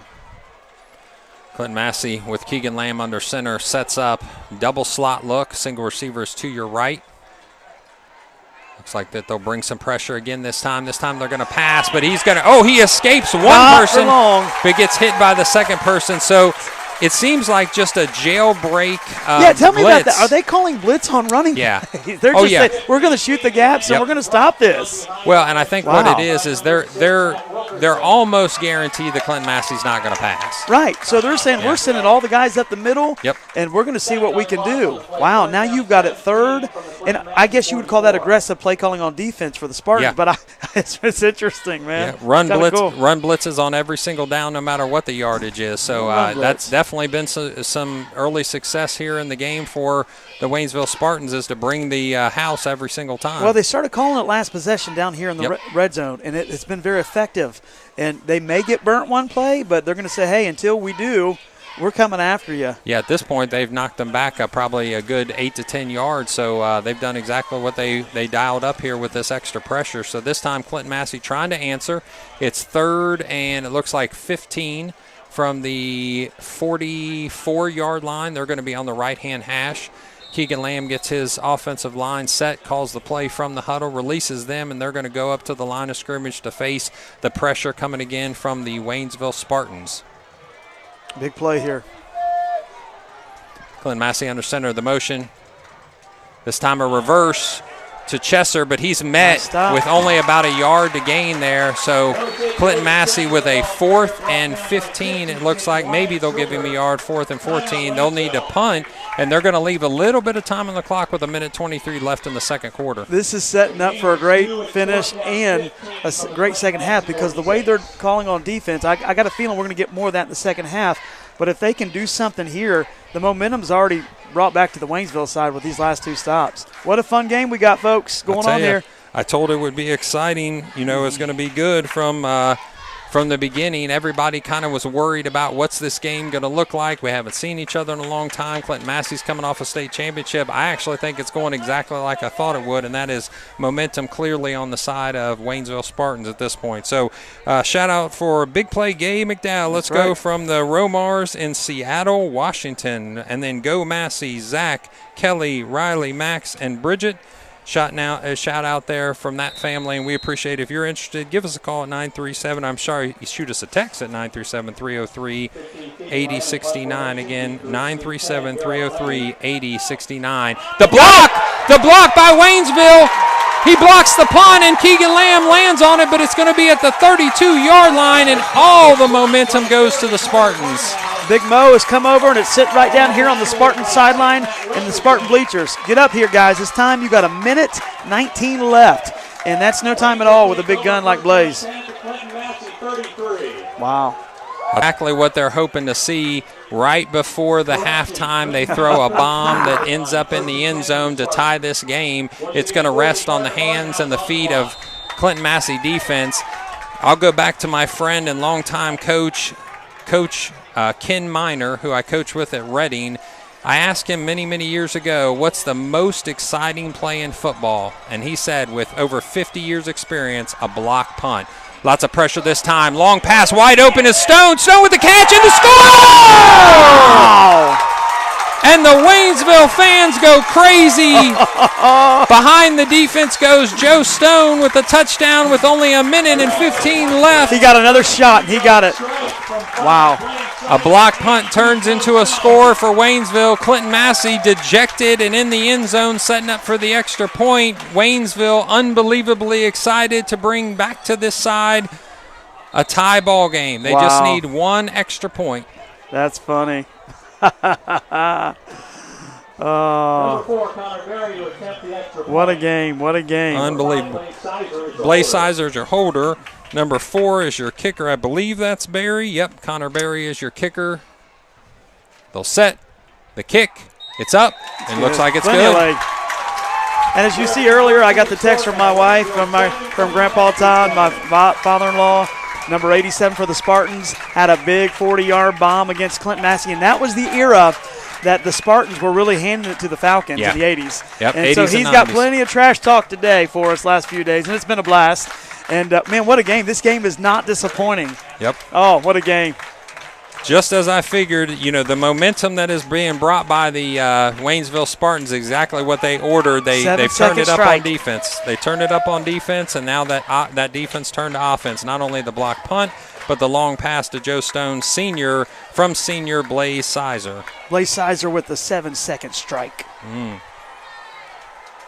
No, I'm sorry. Blaze is only a junior. I apologize. Ladies and gentlemen. I thought he was a senior. So, and Joe Stone, let me make sure I got him right. Yes, he is a senior. I got him as a He's a senior. yeah. Okay, gotcha. Sorry. Yeah. They've got him as a junior here on this deep sheet. So I apologize, ladies and gentlemen. He is a senior, so let's credit the senior-to-senior connection for Waynesville. So Clinton-Massie now reeling a little bit from the block punt and the score. This time it goes back to Chesser. Chesser's going to get it right at the end zone. It's going to be a touchback because it crossed the line. So great kick by, I believe that was Barry, right? Yep.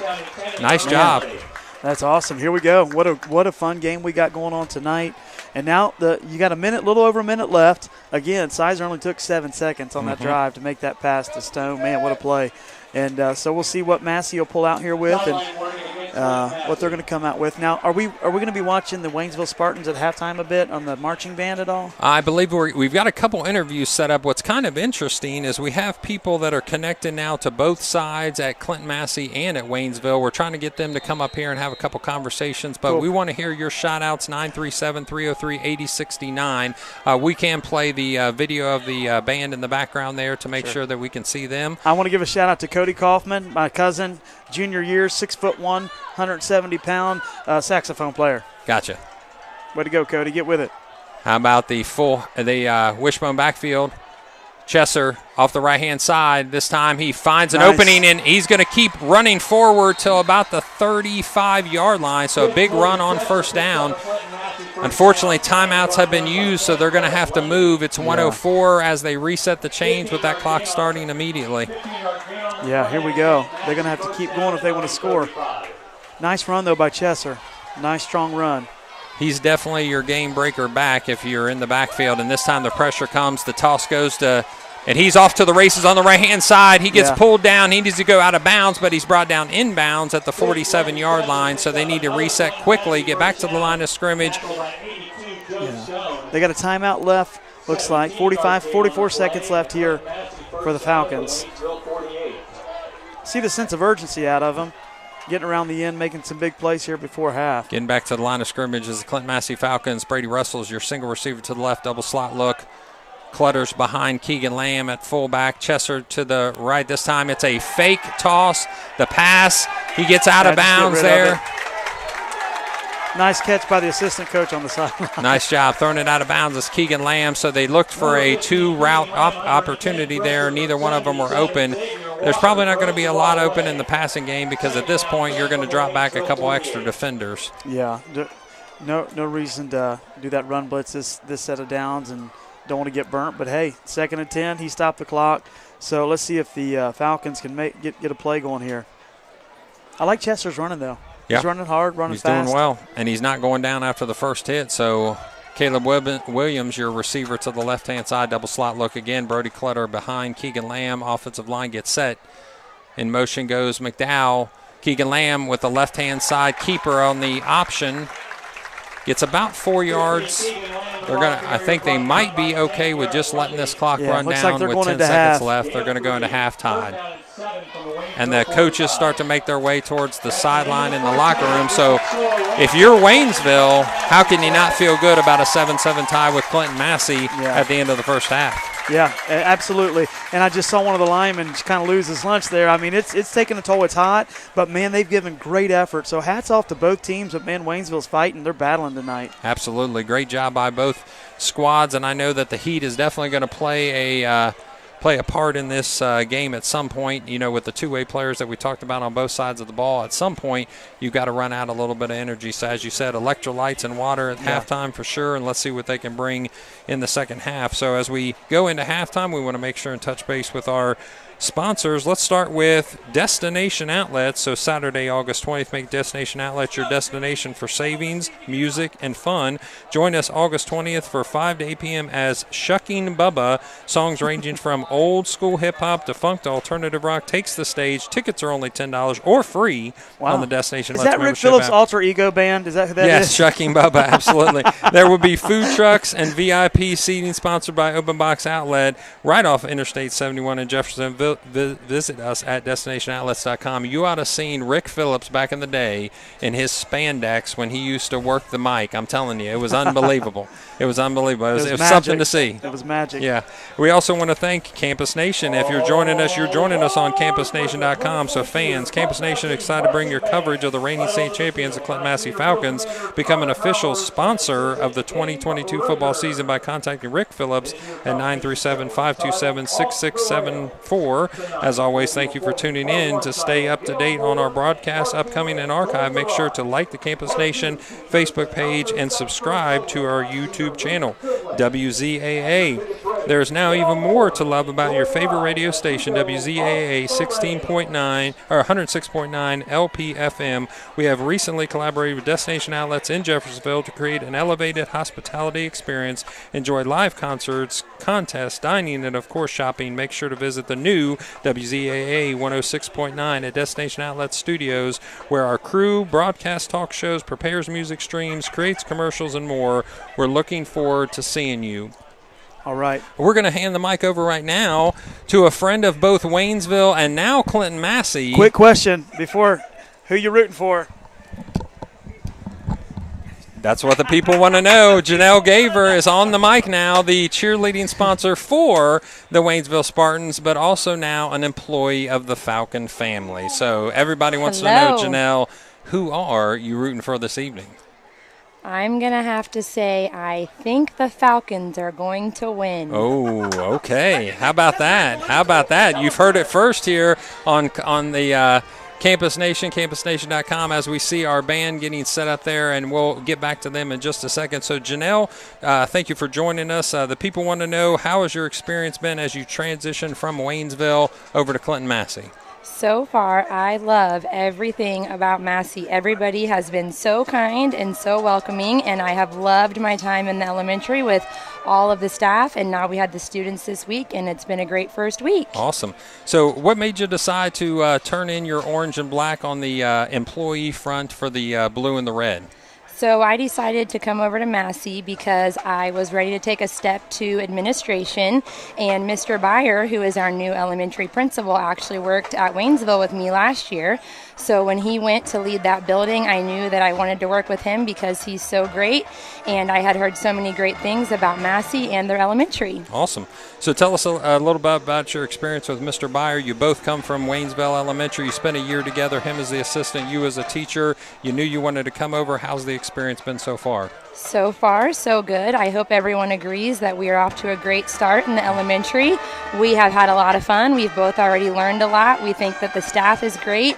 We got to meet all of the kids this week during their staggered start, and we've just had so much fun, and we're excited for the year. Awesome. So tell us a little bit about what you do for Waynesville. How long have you been cheerleading? How long have you been the advisor? So I have lived in Waynesville my whole life for 34 years. Okay. And this is my 14th year coaching. I used to coach the Pee Wee program, and now I coach the high school program. This is my 14th year with the high school, and my daughter is a sophomore on the team, so awesome. I am coaching them. They're headed to nationals this year, just like I think the Clinton-Massie cheerleaders are hoping to do. Usually do, yeah, absolutely. So that daughter, is that the daughter that has her license now? Yep, she just got her license this week, and Clinton-Massie Elementary kids, if you saw all of the decorations on our sidewalk, she came over and decorated your sidewalk for you. Oh, that was so nice of her. We appreciate that. Well, Janelle, we appreciate you taking just a moment to say hi to all the fans, both on the Clinton-Massie and the Waynesville side. Absolutely. And we'll let you get back to work, and we'll talk to you soon. All right, thank you so much. Thank you guys you. have a fun night. Thank you. Will do. Appreciate Janelle Gaver joining us this evening, giving a little taste of both the Waynesville and the Clinton-Massie appreciation here. We're going to finish out the band's performance here by giving you just a moment and listen to the Clinton-Massie band.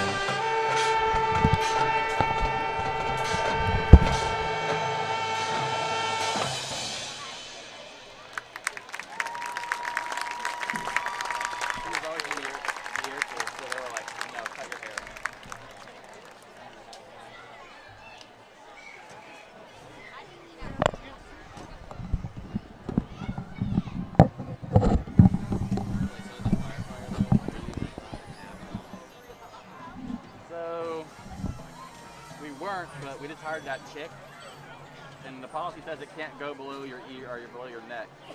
Can't touch your shoulders. Hers does, and I'm like, they're like, As long as, as long as it's controlled, I guess.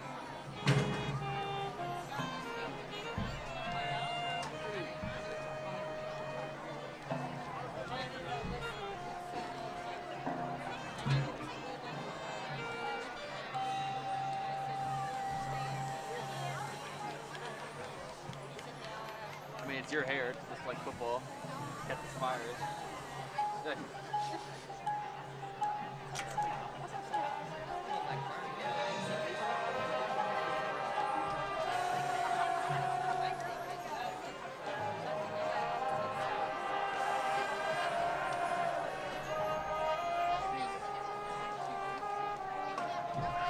want to go over there, but at the same time, I'm looking like,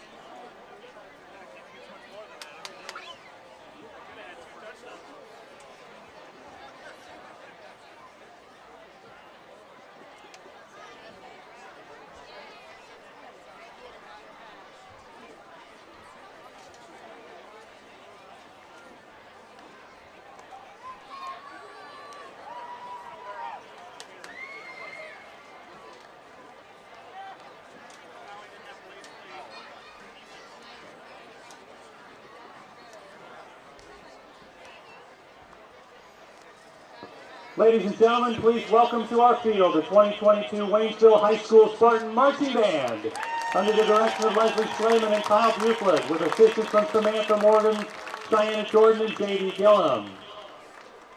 Field Commander Braden Dappish leads the band this year. Tonight the band is performing a portion of their 2022 show, The Northern Isles, with musical selections from Ireland, Scotland, and Northern Ireland, including Loch Lomond and Londonderry Air, also known as Oh Danny Boy. Enjoy the show, ladies and gentlemen, the Waynesville High School Spartan Marching Band. Are you a business owner looking to engage with the community? Being a sponsor on Campus Nation broadcast is a great way to reach your audience. We cover a variety of sports, skill levels, and travel all around the Midwest for games. Advertise with us. It's the perfect choice, as packages can be completely customized. Reach out to Rick Phillips via the Campus Nation Facebook or Instagram page so we can create a plan for you. And also,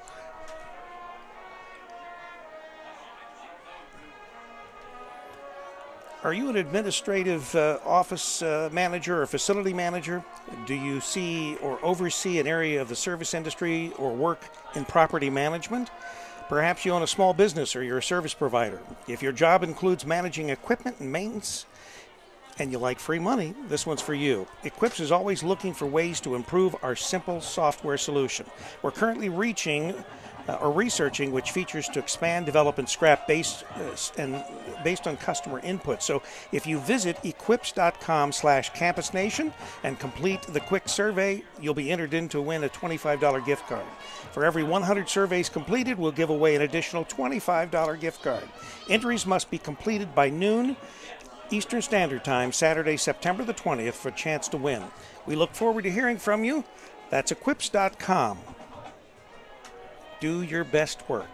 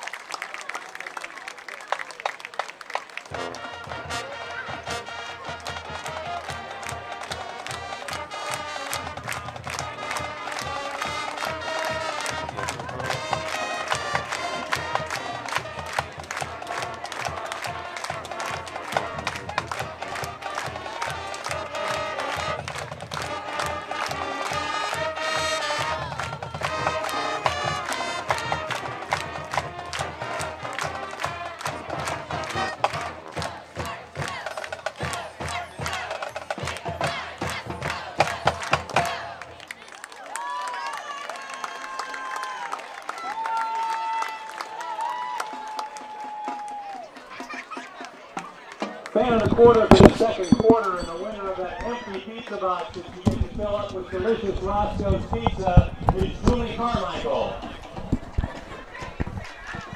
All right, ladies and gentlemen, thank you for joining us for halftime performances by both the Clinton-Massie Falcons and the Waynesville Spartan bands. We appreciate their participation tonight in the festivities.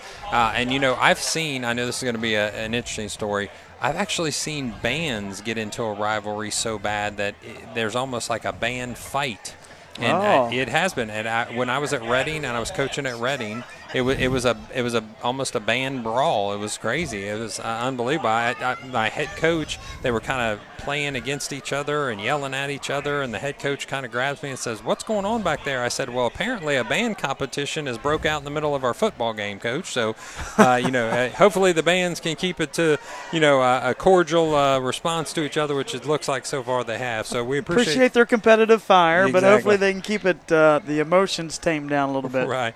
So we appreciate Campus Nation. Are you a business owner looking to engage with the community? Being a sponsor of Campus Nation Broadcast is a great way to reach your target audience. We cover a variety of sports, skill levels, and travel all around the Midwest for games. Advertising with us is the perfect choice as packages can be completely customized. Reach out to Rick Phillips via the Campus Nation Facebook or Instagram page so we can create a plan for you today. So, EJ, let's go back into this first half. That's mainly a kind of a seesaw battle of momentum, if you will. Momentum clearly on the side of the Clinton-Massie Falcons as they started this game off with a 11.5-minute drive. That was super impressive, and I'm sure they were happy with that. And it just took the time, and it took Waynesville a while to get their rhythm because they're ready to go, they're fired up, but they have to sit and wait. But once Waynesville got a couple possessions, they started getting their rhythm. And now we're right in the middle of a phenomenal game. Yeah. I mean, just a great game right now. Yeah, they're going to be chomping at the bit to get back on offense, which they'll start the second half on offense. So, they want to come out. They're probably scheming something in that locker room right now to try to hit something big right off the bat. Yeah, and it's huge momentum shifts. It's like the whole first quarter was Massie momentum the whole time. You're like, whoa, this is taking the air out. And then Waynesville made a couple big plays there halfway through the second quarter. And by halftime, all the momentum is over here because they're saying, hey, we're facing off against the state champs. We got a chance, and we can come out. We're getting the ball back. It's a 7-7 ball game. And so the momentum has clearly moved right back over, so it's anybody's game at this point. Clinton-Massie knows they're going to get everybody's best shot all year long coming off a state championship. And when you lose 25 seniors, they're going to try to knock you off as soon as possible when this season starts. So I do want to mention a couple things about Coach Johnson. I had some time and spent with him some time this week, and I appreciate him stepping aside there from his duties in order to talk to me. What I thought was interesting is he played for his father at Liberty Union, who spent 29 years as the head coach of Liberty Union. That's pretty impressive. Again, Coach Miner, my good friend, spent 29 years as head coach at Reading. So if you can stay somewhere almost 3 decades, that's impressive no matter where it is. So Coach played for him and then turned around and has him on his staff now. Yeah. Not only does he have him on his staff, he's got his brother on his staff as well. His brother Sam, who played for his father as well, and they went on a deep run, I believe state semifinals his senior year, Sam's senior year. Ben was a coach on that staff. So think about that dichotomy of coaching in the family. You had dad who coached son who coached brother. Now dad is coaching with son again. That's just awesome. I think that's so special. That's called a coaching tree, and that's called a coaching family tree. And we send a shout out to Sam, who also played at Ohio University. Brother Thad coaches as well. So that family is just inundated with coaches from top to bottom. And I told Coach, I said, that's a special feeling when you're on the sidelines and you look down and you get to see your dad who spent all those years coaching you and coaching with you and that when he was the offensive coordinator for his father. So what a special moment, I'm sure, for Coach Johnson that he hopes ends tonight, knocking off a former state championship in the Clinton-Massie Falcons. So, EJ, what are you thinking about in this second half? If you're the Clinton-Massie Falcons, what are you looking for? And if you're the Waynesville Spartans, what are you looking for? Well, if you're the Falcons, you want to come out, make a stop the momentum, and try to get the ball back, flip the field, get the ball back, and then start your long progressive drive as they like to do it. If you're Waynesville, man, you talk about a perfect time to quick strike. and get a score. And because you know they're not going to blow you out. They may be death by 1,000 cuts, but they're not going to break off 40 and 50 and kill you. So you're in this game, the rest of the game, the way the time of possession is going. So, man, if you're Waynesville, if you can get out here and put the hammer down, and I like the aggressive play calling, the run blitzes on defense that are stopping Massie and making them lose 3, 4, 5 yards in the backfield. I think we're going to see a bit more of that because they've kind of opened something there that's been effective. So it's kind of be good to see how Massie responds. Do we have a play call that's going to offset that? It'll be interesting. It's going to be a great second half. Now, I can tell you this. I have a lot of confidence in the Clinton-Massie coaching staff. For many, many years, I've seen them take on opponents that were way bigger, maybe even faster and stronger, and they always seem to game plan to give them a chance to win. So, congratulations for the many years of success by the Clinton-Massie Falcon staff, which has been a staff together for many, many years. I mean, you're taking some of those guys all the way back to 2001 with you when Coach McSorley started his playoff run, and then even before that back to 96 when he became a Clinton-Massie Falcon. So we want to send a couple shout-outs, a couple people that have checked in with us. I got one as well while you're getting ahead. ready. From Spanky, we call him Spanky, Gray Smith. He said, tell Matt I just saw Coach Miner at an Eagles tribute concert in Blue Ash. Coach is at Cincinnati Country Day now. Great guy. Looks amazing for his age. God bless. Thank you so much for sharing that. Coach Miner and I go back many, many years. After coaching for a couple years across the Galbraith Road, he was able to come grab me and pull me over to Reading. We had a lot of success there and enjoyed my time there. So shout-outs go from Sean Hirschner, class of 2001. Go, Massie, watching from Key West, Florida. Awesome. Oh, beautiful. Good luck in the new season. Shout-out to Sammy Brown from Memes and Bookie. Hey, remember old Bookie? Oh, Memes and Bookie. Memes and Bookie. How about go Waynesville Spartans? Get that paddle. They're excited about the battle. Battle for the paddle. Battle for the paddle is what we call this rivalry here. How about go Falcons? Good job, Mrs. Gaver from Mary Ritter. That's one of our teachers there at Clinton-Massie Elementary. Do appreciate Janelle Gaver joining us for the halftime interview and sharing some of her thoughts about transitioning from her Spartan employment to her Clinton-Massie I would employment. consider her next career field be politician, because I said, who are you rooting for? And she very wisely answered and said, I think Clinton-Massie will win. She didn't say who she was rooting for. She has a way to kind of back out of that. She should be a politician with that. Great answer there. So no matter what her answer is, she can back out of it. Hey, no problem. I understand if you're still rooting for Waynesville. I mean, you got a lot of years here and a lot of loved ones over here. We know our cameraman, Corey Price, been with us many, many years now. Who's not? I mean, we're all living, we got a divided household in my house. I mean, it's everywhere. Waynesville, Massie, it's just a lot of the same folks. We all enjoy the McDonald's here by the lake. Yeah. So we do appreciate the many years Corey Price gave us as our bus mechanic at Clinton-Massie local schools. Hated to lose him this summer, but we wish him nothing but luck in his new job. He's a good man, Charlie Brown. We like him. We're glad he's back to be our cameraman for another season. Rick Phillips joining us as well as our producer for Campus Nation at campusnation.com. Campus Nation, go to the Facebook page and like them. Go to Instagram and like them. Go to the YouTube and subscribe so we can see Clinton-Massie football and lots of great games Here we go. For the rest of the season. Sun's kind of setting a little bit cooler. Feels a little bit more like football weather. Absolutely. As the fall temperatures start to come in, Ian McGinnis is going to tee it up, and from the 40-yard line, the kick is up. A nice toe kick is going to get down to the 5-yard line. The return's going to start off of that hash, and number 18 misses, but a hit by number 22 for the Clinton-Massie Falcons. We're going to get you a number here. Trenton Davis. I'm sorry, that's Waynesville football. I'm sorry, 22. I apologize. Tristan Trampler, absolutely. How about that name? Yeah. It's another. You always have a trampler coming up in the pipeline. Yes. And you better believe he's going to be physical. But, hey, good run. Notice they've been backed up before on their own, within their own red zone. So to get out to about the 21 or 20 looks like decent start for them. But, hey, they're ready to strike. I wonder if there's any way we can call Colton up and see if he wants to squeeze in another year of eligibility. Colton is over there with Brendan at Taylor University. And Braxton Green as well. Braxton, yeah. The snap goes to Sizer. Measley gets They out go. to the left-hand side. Nice Trent cut. Davis, he cuts back across the field. A successful run there on first down is going to get him 4 yards, which brings it to the left hash and the 25-yard line. And that pass just says, look, get you out in space, see if you can Absolutely. make a couple jukes and get 5 yards, and he did, setting him up for a nice little 2nd and 5 here. Yeah, Trenton Davis, one of your wide receivers at 5'10", 149, only a sophomore, so plenty of time left for him to continue to develop. Barry comes off the field. Number 1 back onto the field, that's Alex Ambergy. Nice little start here for the Spartans. Yeah, Waynesville, 2 receivers to the right, fullback to the right. The pass goes to that fullback. That's Barnhouse. Brewer is able to wrap him up, drive him back. He's going to take him out of bounds, and that's going to bring him down at the 18-yard line, but they're going to stop the momentum about the 24. He said, do I go to the barn? Do I go to the house? How about just go to Barnhouse? Yeah. Absolutely. Cheesy line number 1. There it is. I got number a one. couple, but I haven't had an opportunity yet to throw them out, but there's Barnhouse. And he got a little momentum, but actually they pushed him back, and not much of any gain there at all.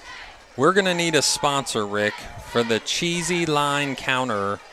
We're going to need a graphic that's the cheesy line counter, and we need a sponsor for that. So if you're interested in sponsoring the cheesy line counter on the graphics for Campus Nation, you just let us know. We need a cheese company to do it. Sizer to the left. He rolls, Nice. sets his feet. Nice. Nice catch. Wow. But Hey, the ball is jarred loose because Gabe McDowell, we call him Big Play Gabe, and Keegan Lamb met at the receiver to bring that ball loose, and it's going to fall to the ground, leaving a 4th down and 6. That almost was a phenomenal play. That Yeah. looked like a pro play, went up, got it, but as he got it, got dislodged on the way down by Big Play Gabe there. But, man, he almost kept the chains moving there. But I like the momentum Waynesville's got. They're coming out. They're moving the ball just a bit. And, man, just one drop away there from keeping this drive going. And one of their biggest weapons so far, honestly, has been this punter, Eschler. He's done fantastic. Yeah, he I has. mean, not only the coffin corner, a near 60-yard kick. He gets the snap this time. The kick, it's going to go to the left-hand side. Good bounce again. Nice bounce, and they're going to take it all the way down to the 32-yard line. So that's going to go basically from 20 to 32. So that looks like a almost a 55-yard punt. Yeah, nice punt. Corey, quick question for you. If Waynesville could pull this game out, are you really that disappointed that Waynesville, your alma mater, win? Yeah, it is. It is. I'm telling you, this is a the very last 2014, I think, was a 42-7. Yeah. But the year before, 2-point game. 21-19. Yeah, I mean, it's usually like this, and this is what you want to see. You're getting your money's worth here tonight. I believe it's going to be 2 good teams. I think Sizer's going to get these guys playing this year. Yeah, and they know that it rests on that strong arm of Sizer. He's going to do a great job, as he's done already this game against the Clinton-Massie Falcons. Here comes that blitzing, but this time they go out of off sides because he said, let's start with the hard count. Yeah. And that would make sense. If you want to kind of pull them back just a little bit, give them a hard count. It's going to be an easy 5 yards. Because they were coming again. Yep. Easy 5 yards. It's going to be 1st and 5. He went in the locker room and said, hey, guys, let's start with this. Let's start with a hard count. Let's get them off, see if we can get a quick penalty. I don't think it's going to stop the blitz, but we'll see. Let's see if they're going to change that down marker. It looks like they cost them a down when it was a penalty. So now it's going to go to – wow. Looks like someone else got it. Is that Chesser? Yep, Chesser gets okay. the ball. I missed it. Now they're going to keep it 2nd down. Let's just say they sold the fake to me. Yeah. Nice play there. Chesser with a successful run. Block coming from Rodman on the Clinton-Massie side. That's Brighton Rodman, who's a junior, starting for the first time in his first game on varsity. Yeah, nice play there. One of the keys we said was stop the big play for Waynesville. Besides the 40-yarder from Chesser, they've really kept these, runs under, 5 yards for the most part. Lots of pressure coming up from the middle. This time goes to Chesser. He's met in the backfield and brought down immediately. So the answer has to come eventually from the Clinton-Massie coaching staff of how do you stop these run blitzes from mucking up your offense. So with your experience with coaching, what are you thinking, Matt? I think the hard count is number one. I mean, you've got to use it more than just one time because you've got to keep them from being able to just tee off and move straight forward. Plus, if I'm their defensive coach, give them 5 yards. I'd rather take my chances, let them jump the line, let them have 5 yards here and there. Don't do it all the time, but that's not going to scare me. The hard count's not going to scare me. Because, look, again, they lost yardage. Yep, and you're going to have to do something check with me. Check with me means from the line of scrimmage to where you can pull it out immediately and try to get something from at the line, and it looks like their defense is just swallowing up everything that Clinton-Massie tries to push forward. So it's going to be 4th down, and nope, they're going to give them the first down. One of those close ones, it's hard to tell. Yeah, it's real close. They've given them a couple kind of close ones there, it looks like. And if you're the Spartans, there's probably about 300 men that are saying, that's a bad spot. Yeah, absolutely. That's an awful spot there. And I'm sure they're saying it right now. Brady Russell brings the play in to Keegan Lamb. Just to finish your point there, obviously the best thing you can do is run a screen. Yeah. I don't know if a screen is in their in repertoire. The playbook, right. Yeah, right. And they're young right now. They're young not only in the skill position, but they're young in the season. So you're right. That might not be something that they can bring to the table just yet. Here they come. Chesser again tries to find an opening off the right-hand side. He's met by about 4 defenders, Barnhouse being one of them.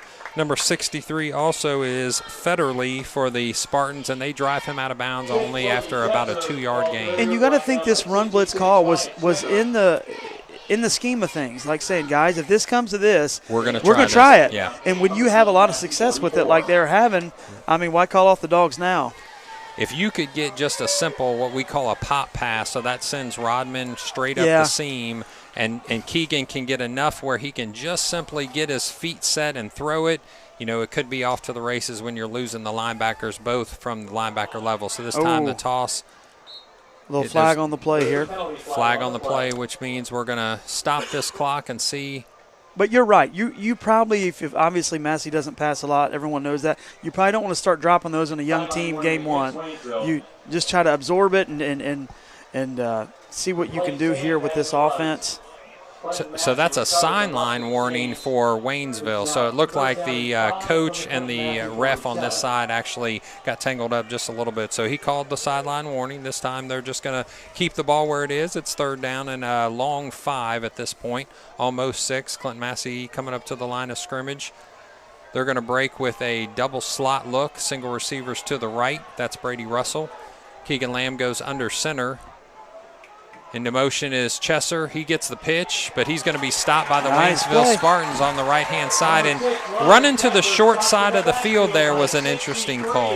Yeah, not a lot of space there. And good job for the Waynesville defense to just, come in, swarm them, and they got them in the backfield. And again, another loss. Something's flipped since they started calling this run blitz, and it's really changed the momentum. Now Waynesville's going to try to keep it going here. Got to have an answer to the run blitz, which has stopped everything at this point. The Clinton-Massie can't seem to get any momentum moving on offense. This time there's going to be a punter back there. That's Keegan Lamb. There was a block punt the last time. Snapping the ball is Frisch. Punting the ball is Lamb. It's kind of low off to the left-hand side. It's playable. Caught.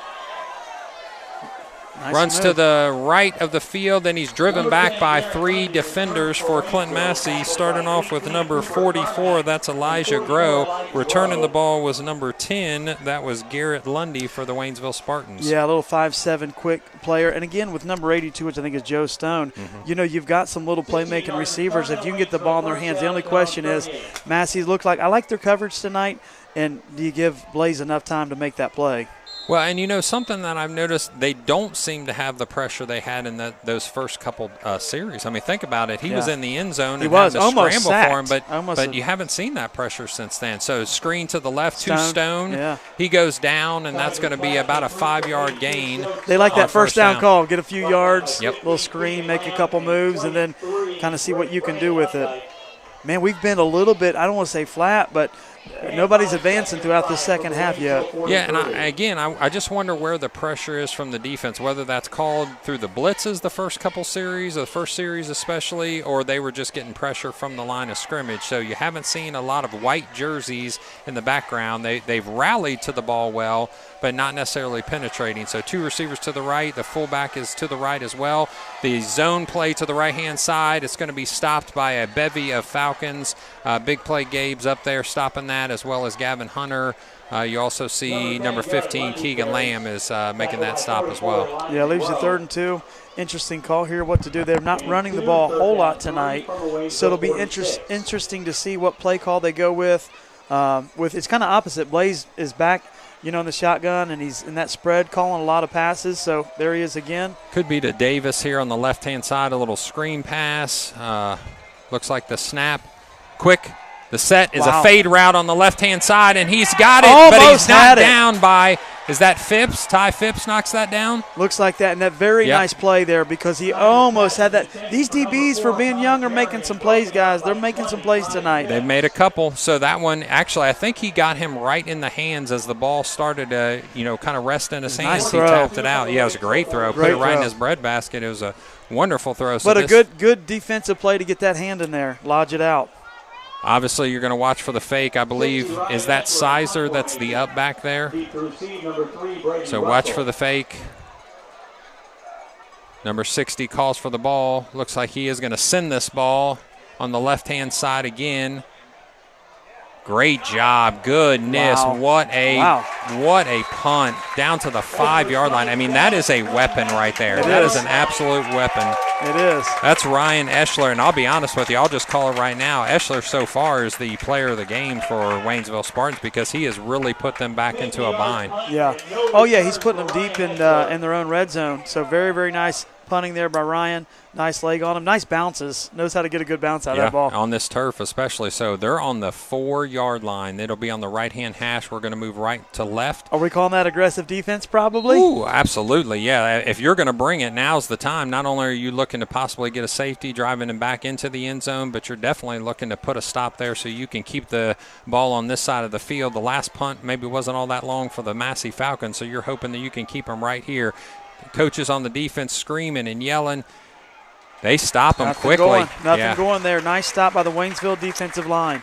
You know, what you expected to see was the grinded-out offense of Clinton-Massie, especially with the offensive line that they feel they have, not only size, strength, a little bit of experience there. And right now, Waynesville is simply just overpowering them in the front 7. Absolutely. And you didn't expect that. Big number 77, Xavier Walker, anchoring that defensive line out there. And they're making plays. They're being aggressive on defense. And so far it's paying off for them. Yeah, Barthouse is definitely a part of that disruption there in the middle of the defense for Waynesville. Nice little run there. So Keegan Lamb was probably told at halftime, you're going to have to cut the ball back up to the middle, especially away from those blitzing linebackers. So you can see that he did that purposefully. He does create a little bit of separation, but that's only going to give him 3rd and 5 at this point. Almost 6. Yeah, 3rd and 6. Yeah, what a play. Gives them a little breathing room, but still 3rd and long for the Falcons. And with the momentum here on Waynesville's side, it'd be interesting to see what they call here. Just no rhythm in offense. Can't seem to find any openings. Not at all openings. the second half, yeah. Not at all yet. Waiting for the answer. I'm sure the Clinton-Massie coaches are putting together. So out of that wishbone backfield, single receiver to the right. The blitz comes, the snap, and the pitch goes to the right-hand side. He does make a move and a cut, but the ball's down. He picks it up, and a touchdown, Waynesville! Wow! And the young fella with just fell out of his hand with that last hit. And Waynesville scoops and scores. What a game. We said from the beginning that you can't get behind the schedule and you can't have turnovers. And unfortunately, that's what Clinton-Massie just did, causing this game to swing over to the Waynesville side. What a game. What a game. Yep. It ain't over, folks. No, I mean, the momentum is definitely over here on the Waynesville side, but, man, what a game. We call that the old scoop and score. Yes, sir. I feel bad for the young man. He'll get it, though. That'll be a lesson. Waynesville kicks it. It's up, and it's good. So that's going to be a 14-7 lead for the Waynesville Spartans. So if you're Clinton-Massie, you're not used to being down in the 3rd quarter. Maybe in the state championship game you were, but that's the last time you've experienced that, and that wasn't a very common feeling even up to that point. No, and I'll say this: that team, that senior-heavy team last year, was used to it. They never lost composure. Right. It'll be a real test for this younger team to come out here and say, "Hey, we can keep our composure." Keegan Lamb, he's going to keep his head even keel, drive them down here. But it's definitely a test for this young team. Kudos to Waynesville hanging in there, making the play. I mean, what a defensive play there.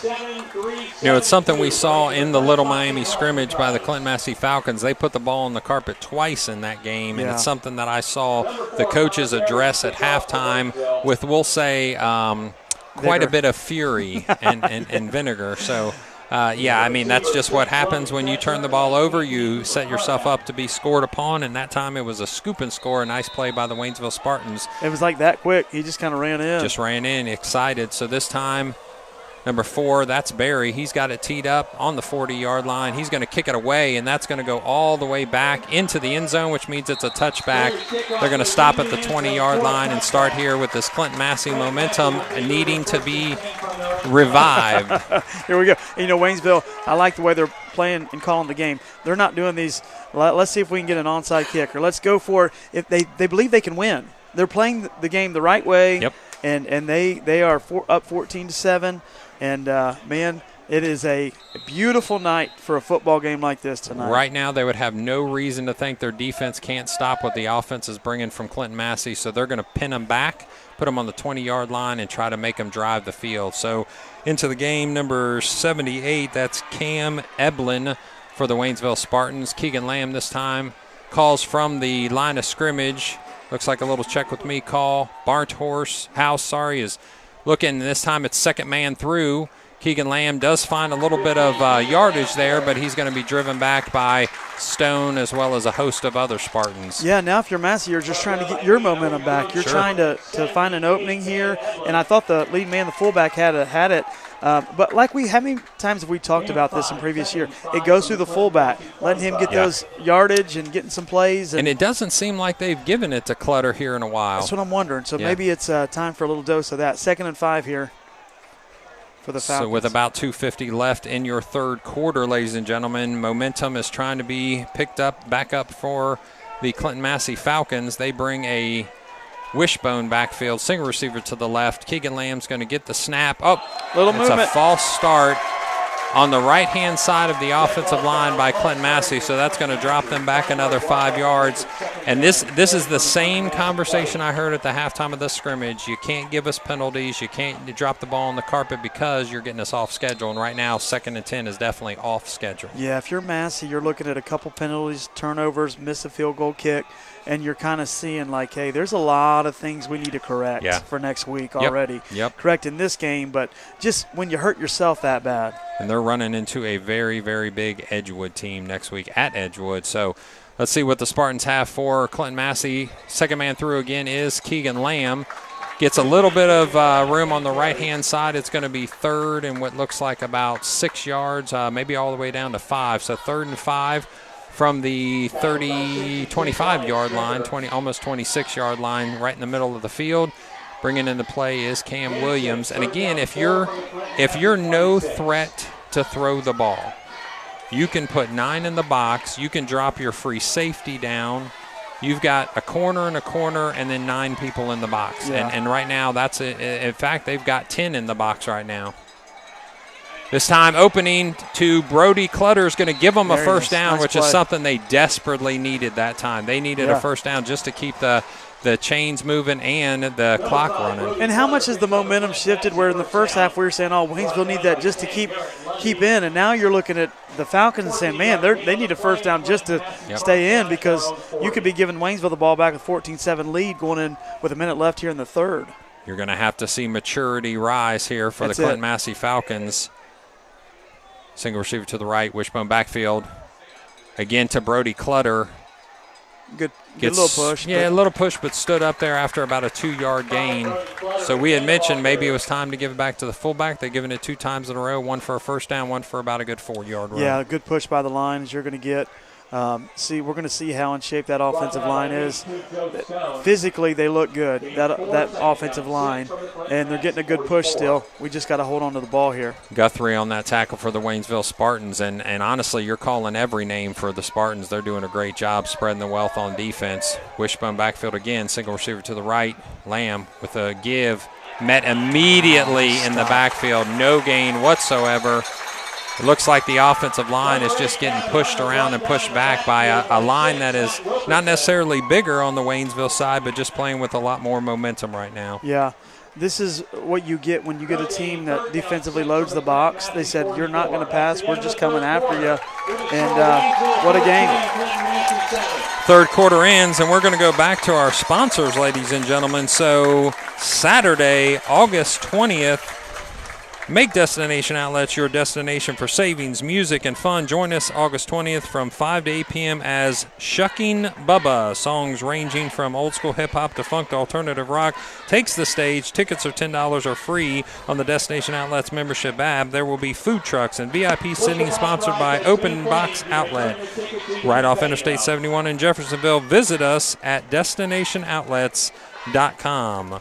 We want to make sure and say, are you an office administrator or facilities managers? Do you oversee an area of the service industry or work in property management? Perhaps you own a small business or are a service provider. If your job includes managing equipment and maintenance and you like free money, this one is for you. Yeah. Equips is always looking for ways to improve our simple software solution. We are currently researching which features to expand, develop, and scrap based on consumer input by visiting equips.com/Campus Nation. Again, equips.com/Campus Nation, and completing the quick survey, you will be entered to win a $25 gift card. For every 100 surveys completed, we will give away an additional $25 gift card. Entries must be completed by noon Eastern Standard Time, Saturday, September 20th, for a chance to win. We look forward to hearing from you. Clinton-Massie back onto the field to start the fourth quarter at the 46-yard line, now moving left to right as they'll go into the south end zone as part of the, the north end zone as this final quarter starts. Timeout looks like called. I don't know if the officials want to kind of convene a little bit. And why the officials are convening, let's talk about Campus Nation. CampusNation.com is our sponsor tonight. Fans, Campus Nation excited to bring you coverage of the reigning state champs. The Clinton-Massie Falcons become an official sponsor for the 2022 football season by contacting Rick Phillips at 937-527-6674. As always, thank you for tuning in. Stay tuned and up to date about our broadcast, both upcoming and archive. Join the Campus Nation Facebook page and the YouTube Campus Nation channel. Little movement on the offensive line, and that's going to put Massie back a few. Are we doing at Campus Nation, are we doing the Western Brown game this year? No, we were not able to get in Western Brown, so they're under contract with NFHS. Okay. So we are going to have the Bishop Fenwick game. We are going to be able to run to New Richmond as away games, and then we'll have the 5 home games as well. So 8 games total from your friends at Campus Nation. Again, go to the Campus Nation Facebook page and like them. Go to Campus Nation on YouTube and subscribe. And now we're backed up just a bit with the 3rd and 11. 3rd and 11. You're not sure exactly what's in the playbook. Keegan Lamb trying to point out where somebody's supposed to go. That's not a good sign to start this play. If he has to tell, another penalty. Delay of game, so they're going to go back another 5 yards. So off of a penalty, you get a delay of game. That's not something you see very often. You got a young team in what I consider a hostile environment. A lot of, this is an hostile in a good way. In a good way. No, I don't mean a bad way, of course. Right. But I mean it's loud, and these fans are into it. Absolutely. And it's really a test for these guys. And so now we're looking at 3rd and 15, 16, I guess it is, for the young Massie team. So whatever that play was, you better add another 5 yards to it because they're going to go, Another time is called by Clinton-Massie. Okay, so Clinton-Massie wants to think about it again. And as they think about it, we're going to bring our last sponsorship up, and that is our friends at WZAA.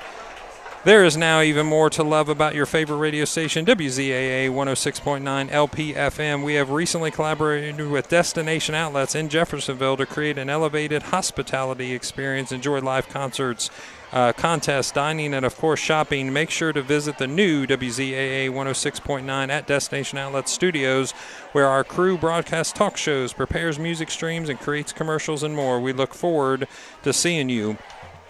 Are we going to hear the sultry tones of E.J. Lamb on 106.9 at some point? I'll tell you, if you haven't heard, listening audience, if you haven't heard our friend E.J. sing, he can bring it. Well, appreciate that. Yes. I enjoy. I love good the Lord. times. It's good fun times. to sing about him. Yep. So Clinton-Massie comes back onto the field after that timeout where they wanted to talk about it just a little bit here. So on the 34-yard line and on the right hash is where they'll set up. Keegan Lamb calling the play, switching an offensive lineman to the left-hand side. So it's going to be a power left look, tight end to the right. Wishbone backfield, single receiver to the left. The snap and the blitz comes. He throws it deep. It's Double going to be coverage. picked by Barry. Fiji's going to have to make the tackle. He misses that tackle. Barry's on the run now. He's to the 30. He's to the 40. He finds an opening and then gets back to the 42-yard line.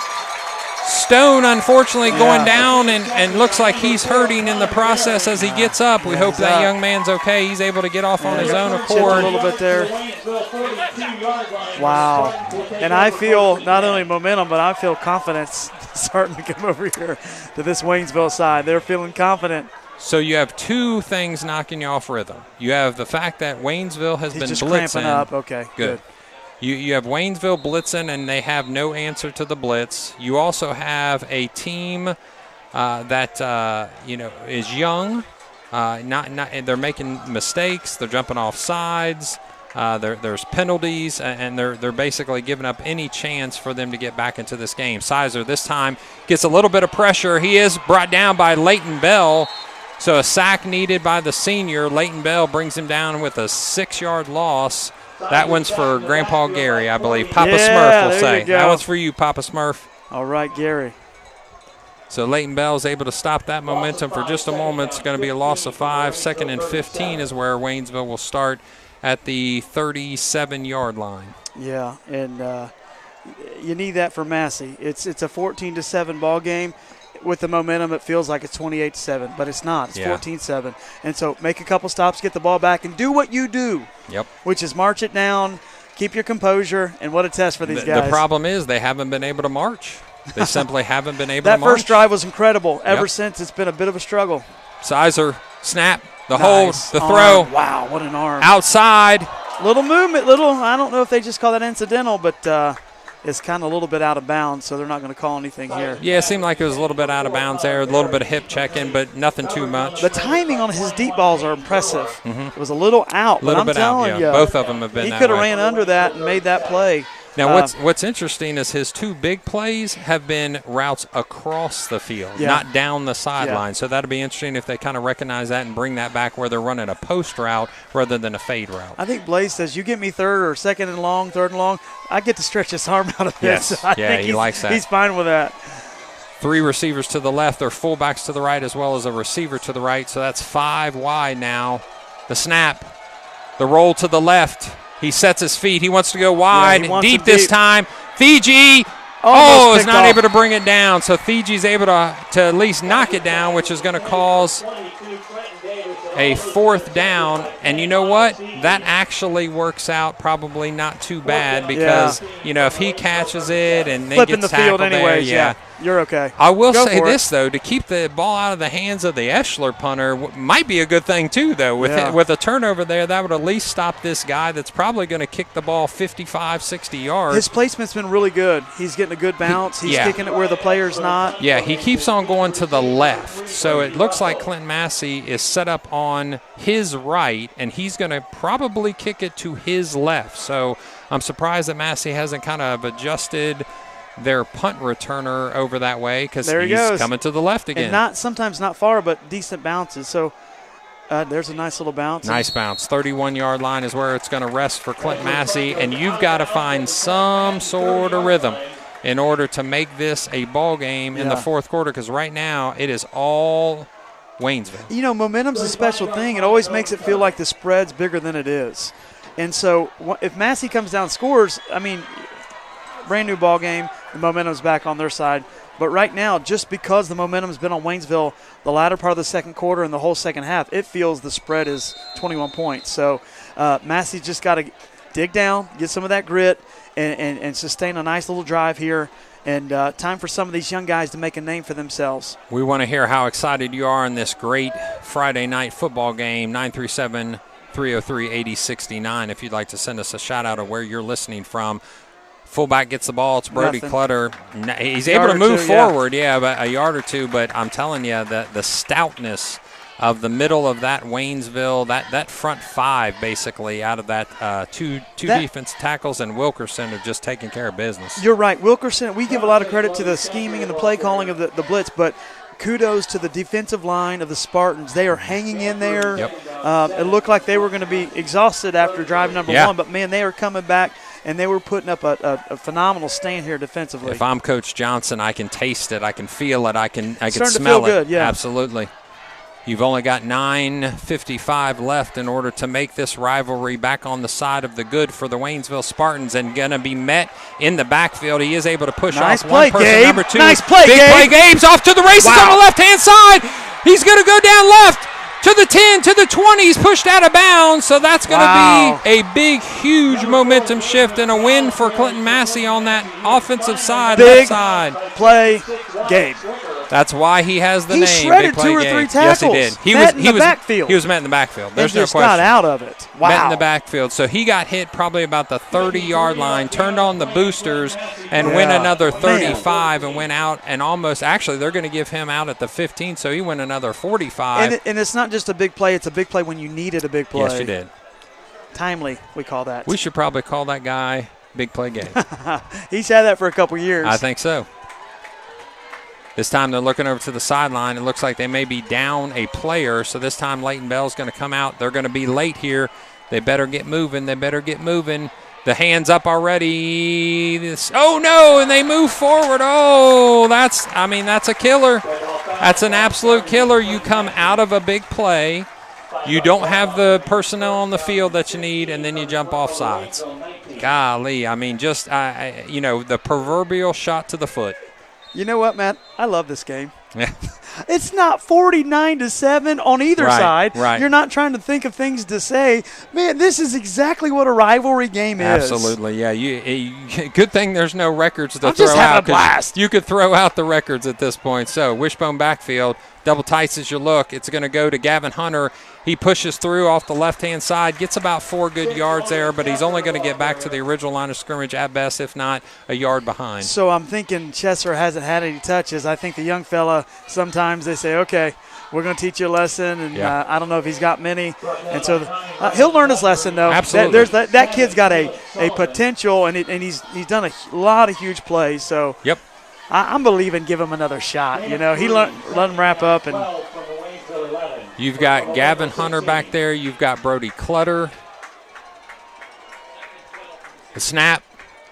Opening on the right-hand side, finds a little bit of an opening, but it's closed up pretty quick by Waynesville. He shot through there good, but he's still quite a bit short of the first down here, and that's going to bring up a 3rd down. And, of course, you're in 2-down territory here. Or maybe you take the field goal. We have 8:43, so you could take a field goal potentially. Looks like Chesser has been replaced by Brody Clutter in the backfield, bringing Leighton Bell in at fullback. So that's your adjustment in the backfield that you see after the fumble. Clinton-Massie brings the line of scrimmage to the 11-yard line. Double tights as your look. Wishbone backfield. No blitz by. The fake. Oh, he's got him. The catch. No, he can't bring it in. So that was number 9. Rodman. Yep, Rodman can't bring it in. He was definitely open. It was a nice fake. And he sold the fake. That looked like Zantini. That looked like the magician from last year. He did well, but just couldn't, kind of little high. Just couldn't bring it in.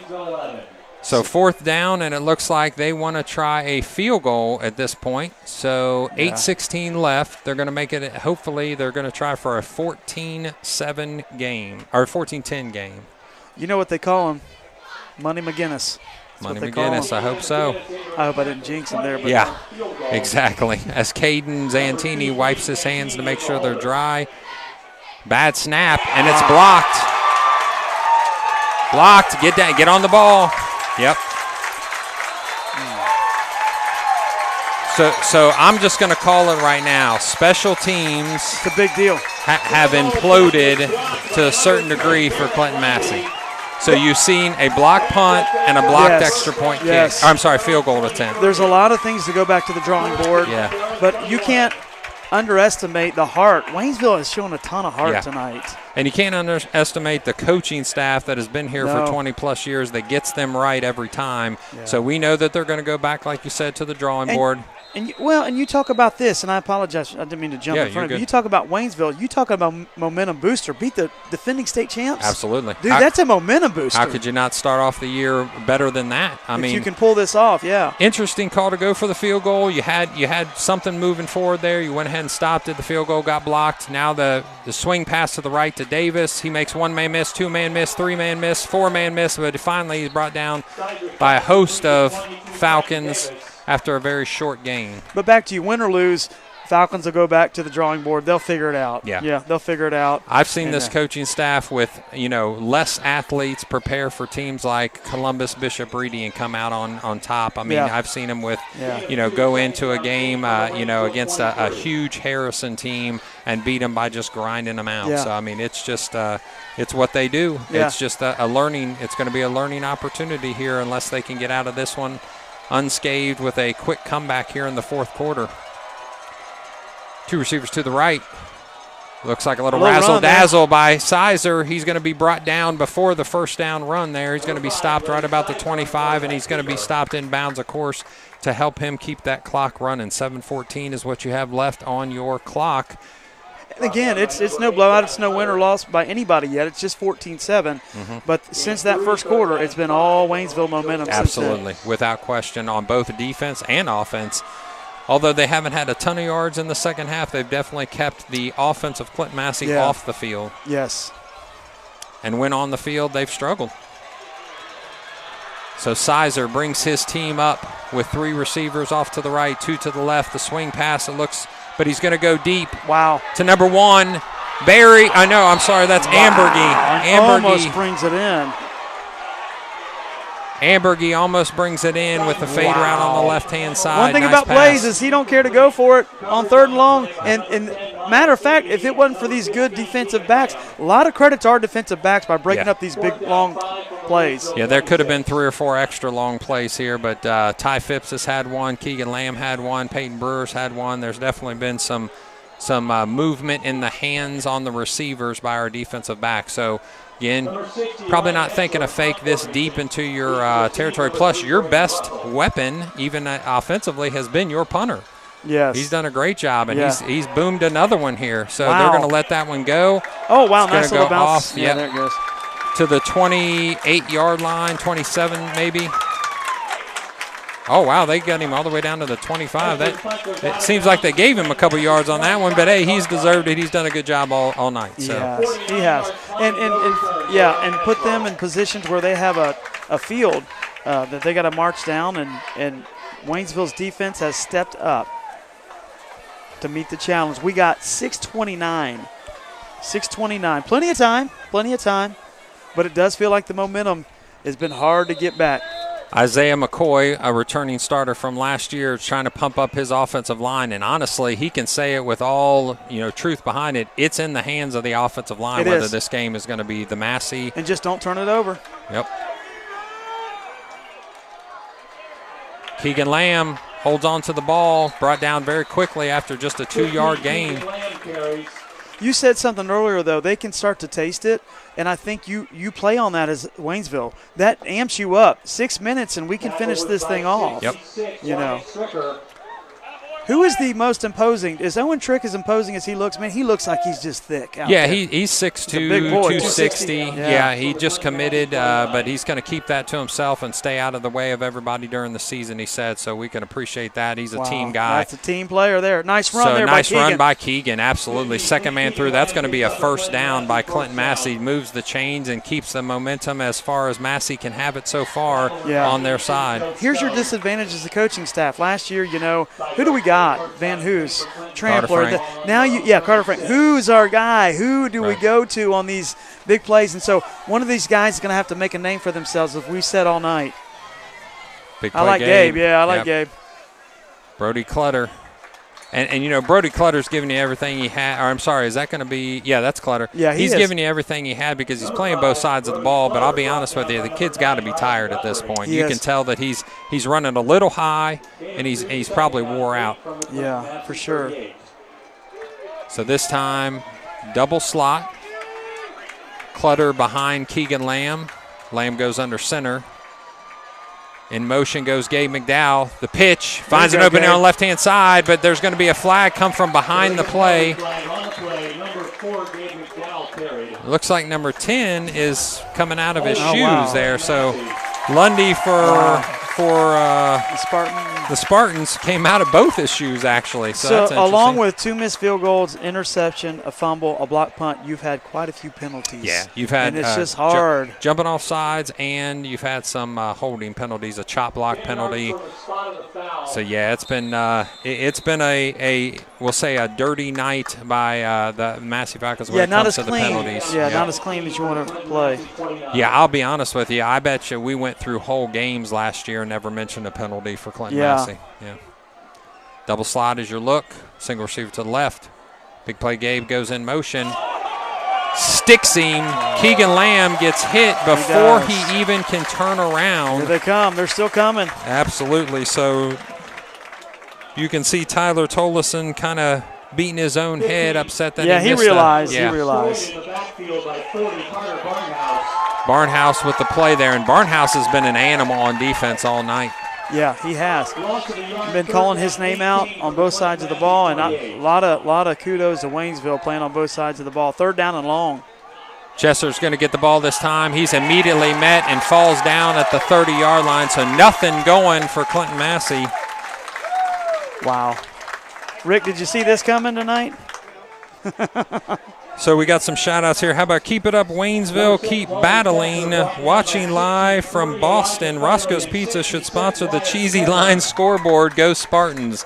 That's the first suggestion. Roscoe's Pizza should sponsor the Cheesy Line scoreboard. I like it. How about Big Play Gabe getting some shout-out love there, still from Washington State. Yeah. The snap, the kick, nice punt by Wobbly Lamb. He gets it on the 40.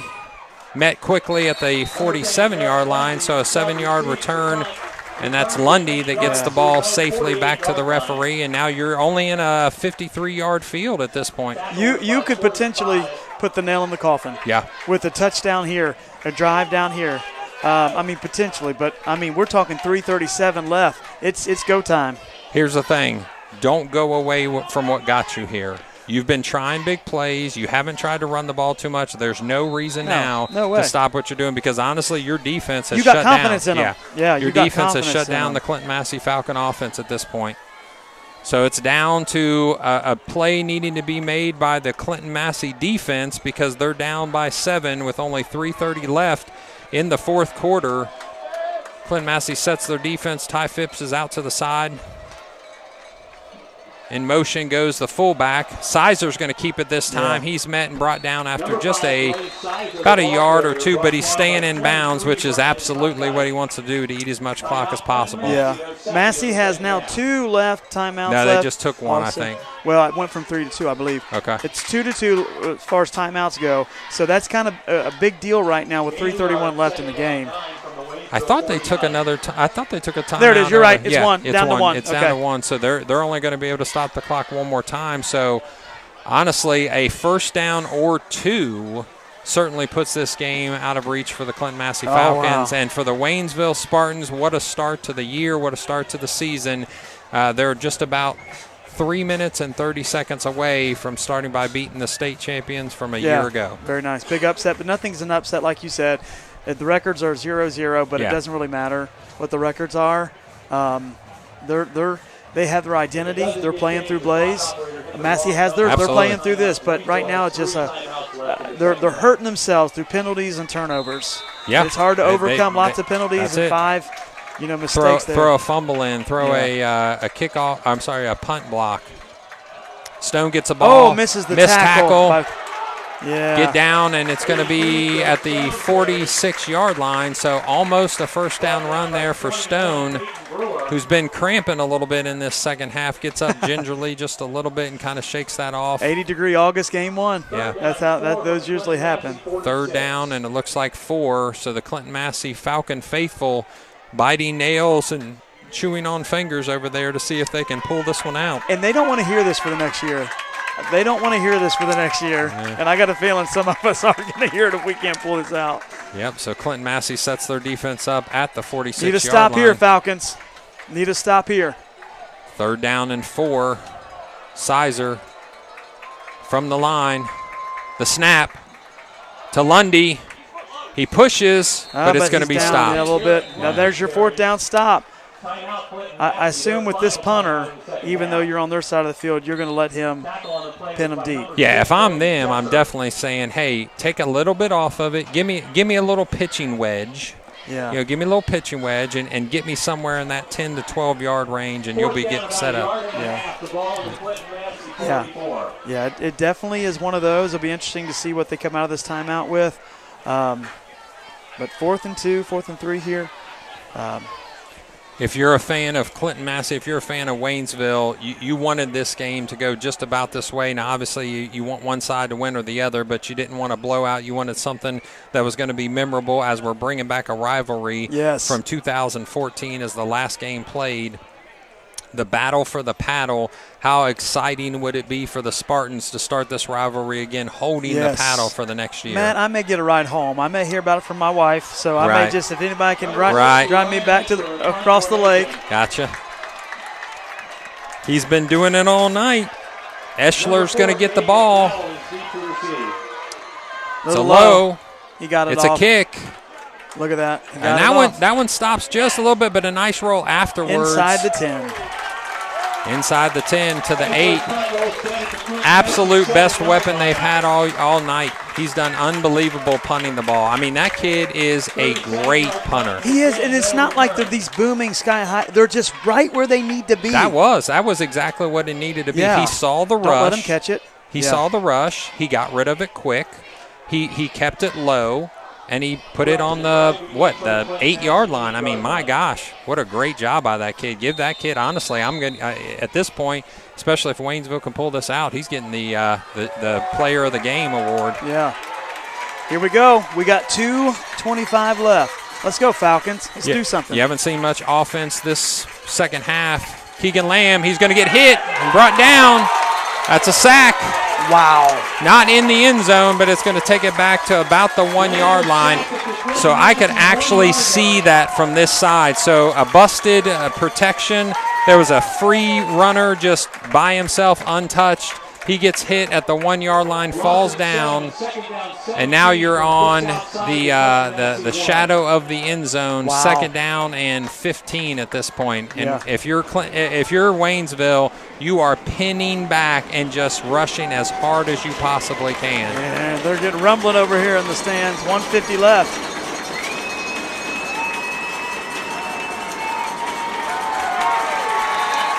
So again, Clinton-Massie not able to do anything, can't get any push on the line. They're going to just get back to the line of scrimmage. So actually, they're even going to lose half a yard. Wow. So now the ball almost rests on the end zone. So the nose of the ball barely touching the front end zone line. So now the play is going to come across. And now you're just hoping that you don't get a safety, because you have no chance whatsoever. That puts the ball or the game completely out of reach. Not that you're feeling very good with 1:13 left and a 14-7 lead by the Waynesville Spartans.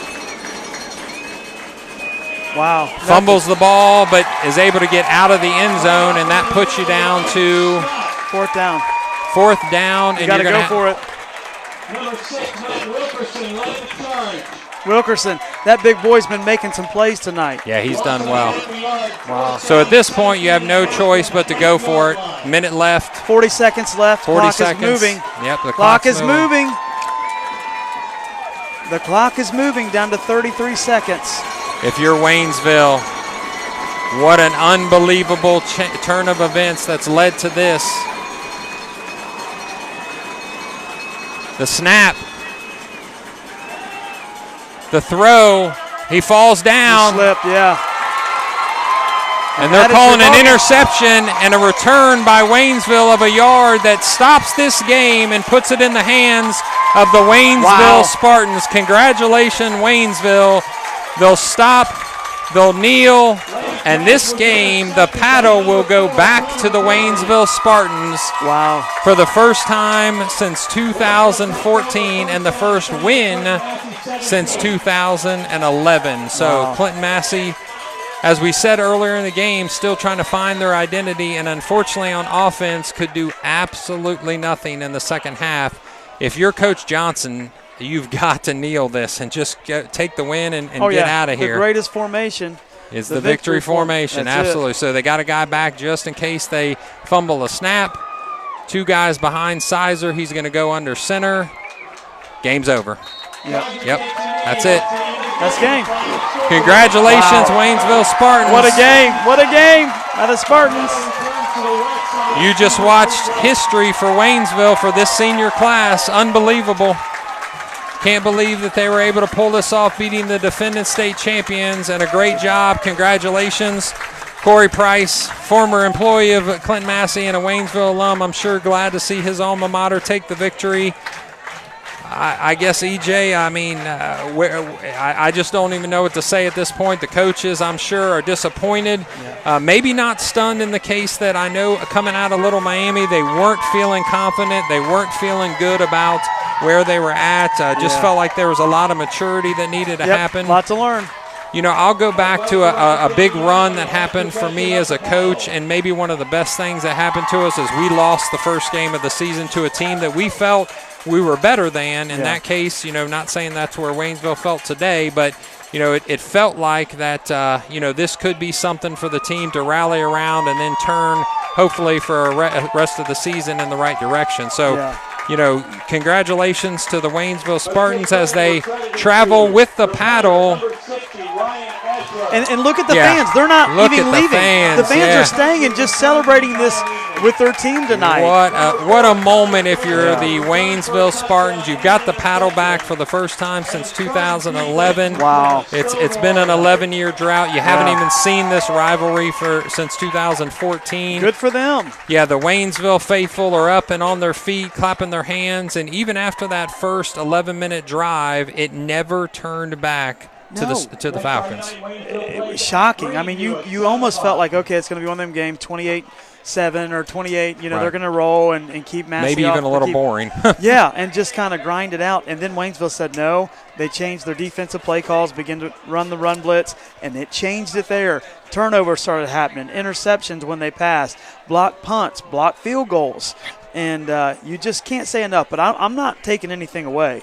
These guys played with heart. Yeah, the Spartans played with heart tonight. They wanted it. They played aggressive, and they made the plays when they needed to. Yeah, we knew coming over here we were going to get their absolute best, and we got it. I mean, not only did their defense play lights out, especially after that first drive and in quarters 2, 3, and 4, offense did just what they needed to do, a return fumble for a touchdown, and the paddle goes off into the night sky with the Waynesville Spartans. Congratulations to them. Congratulations to the coaching staff of Waynesville.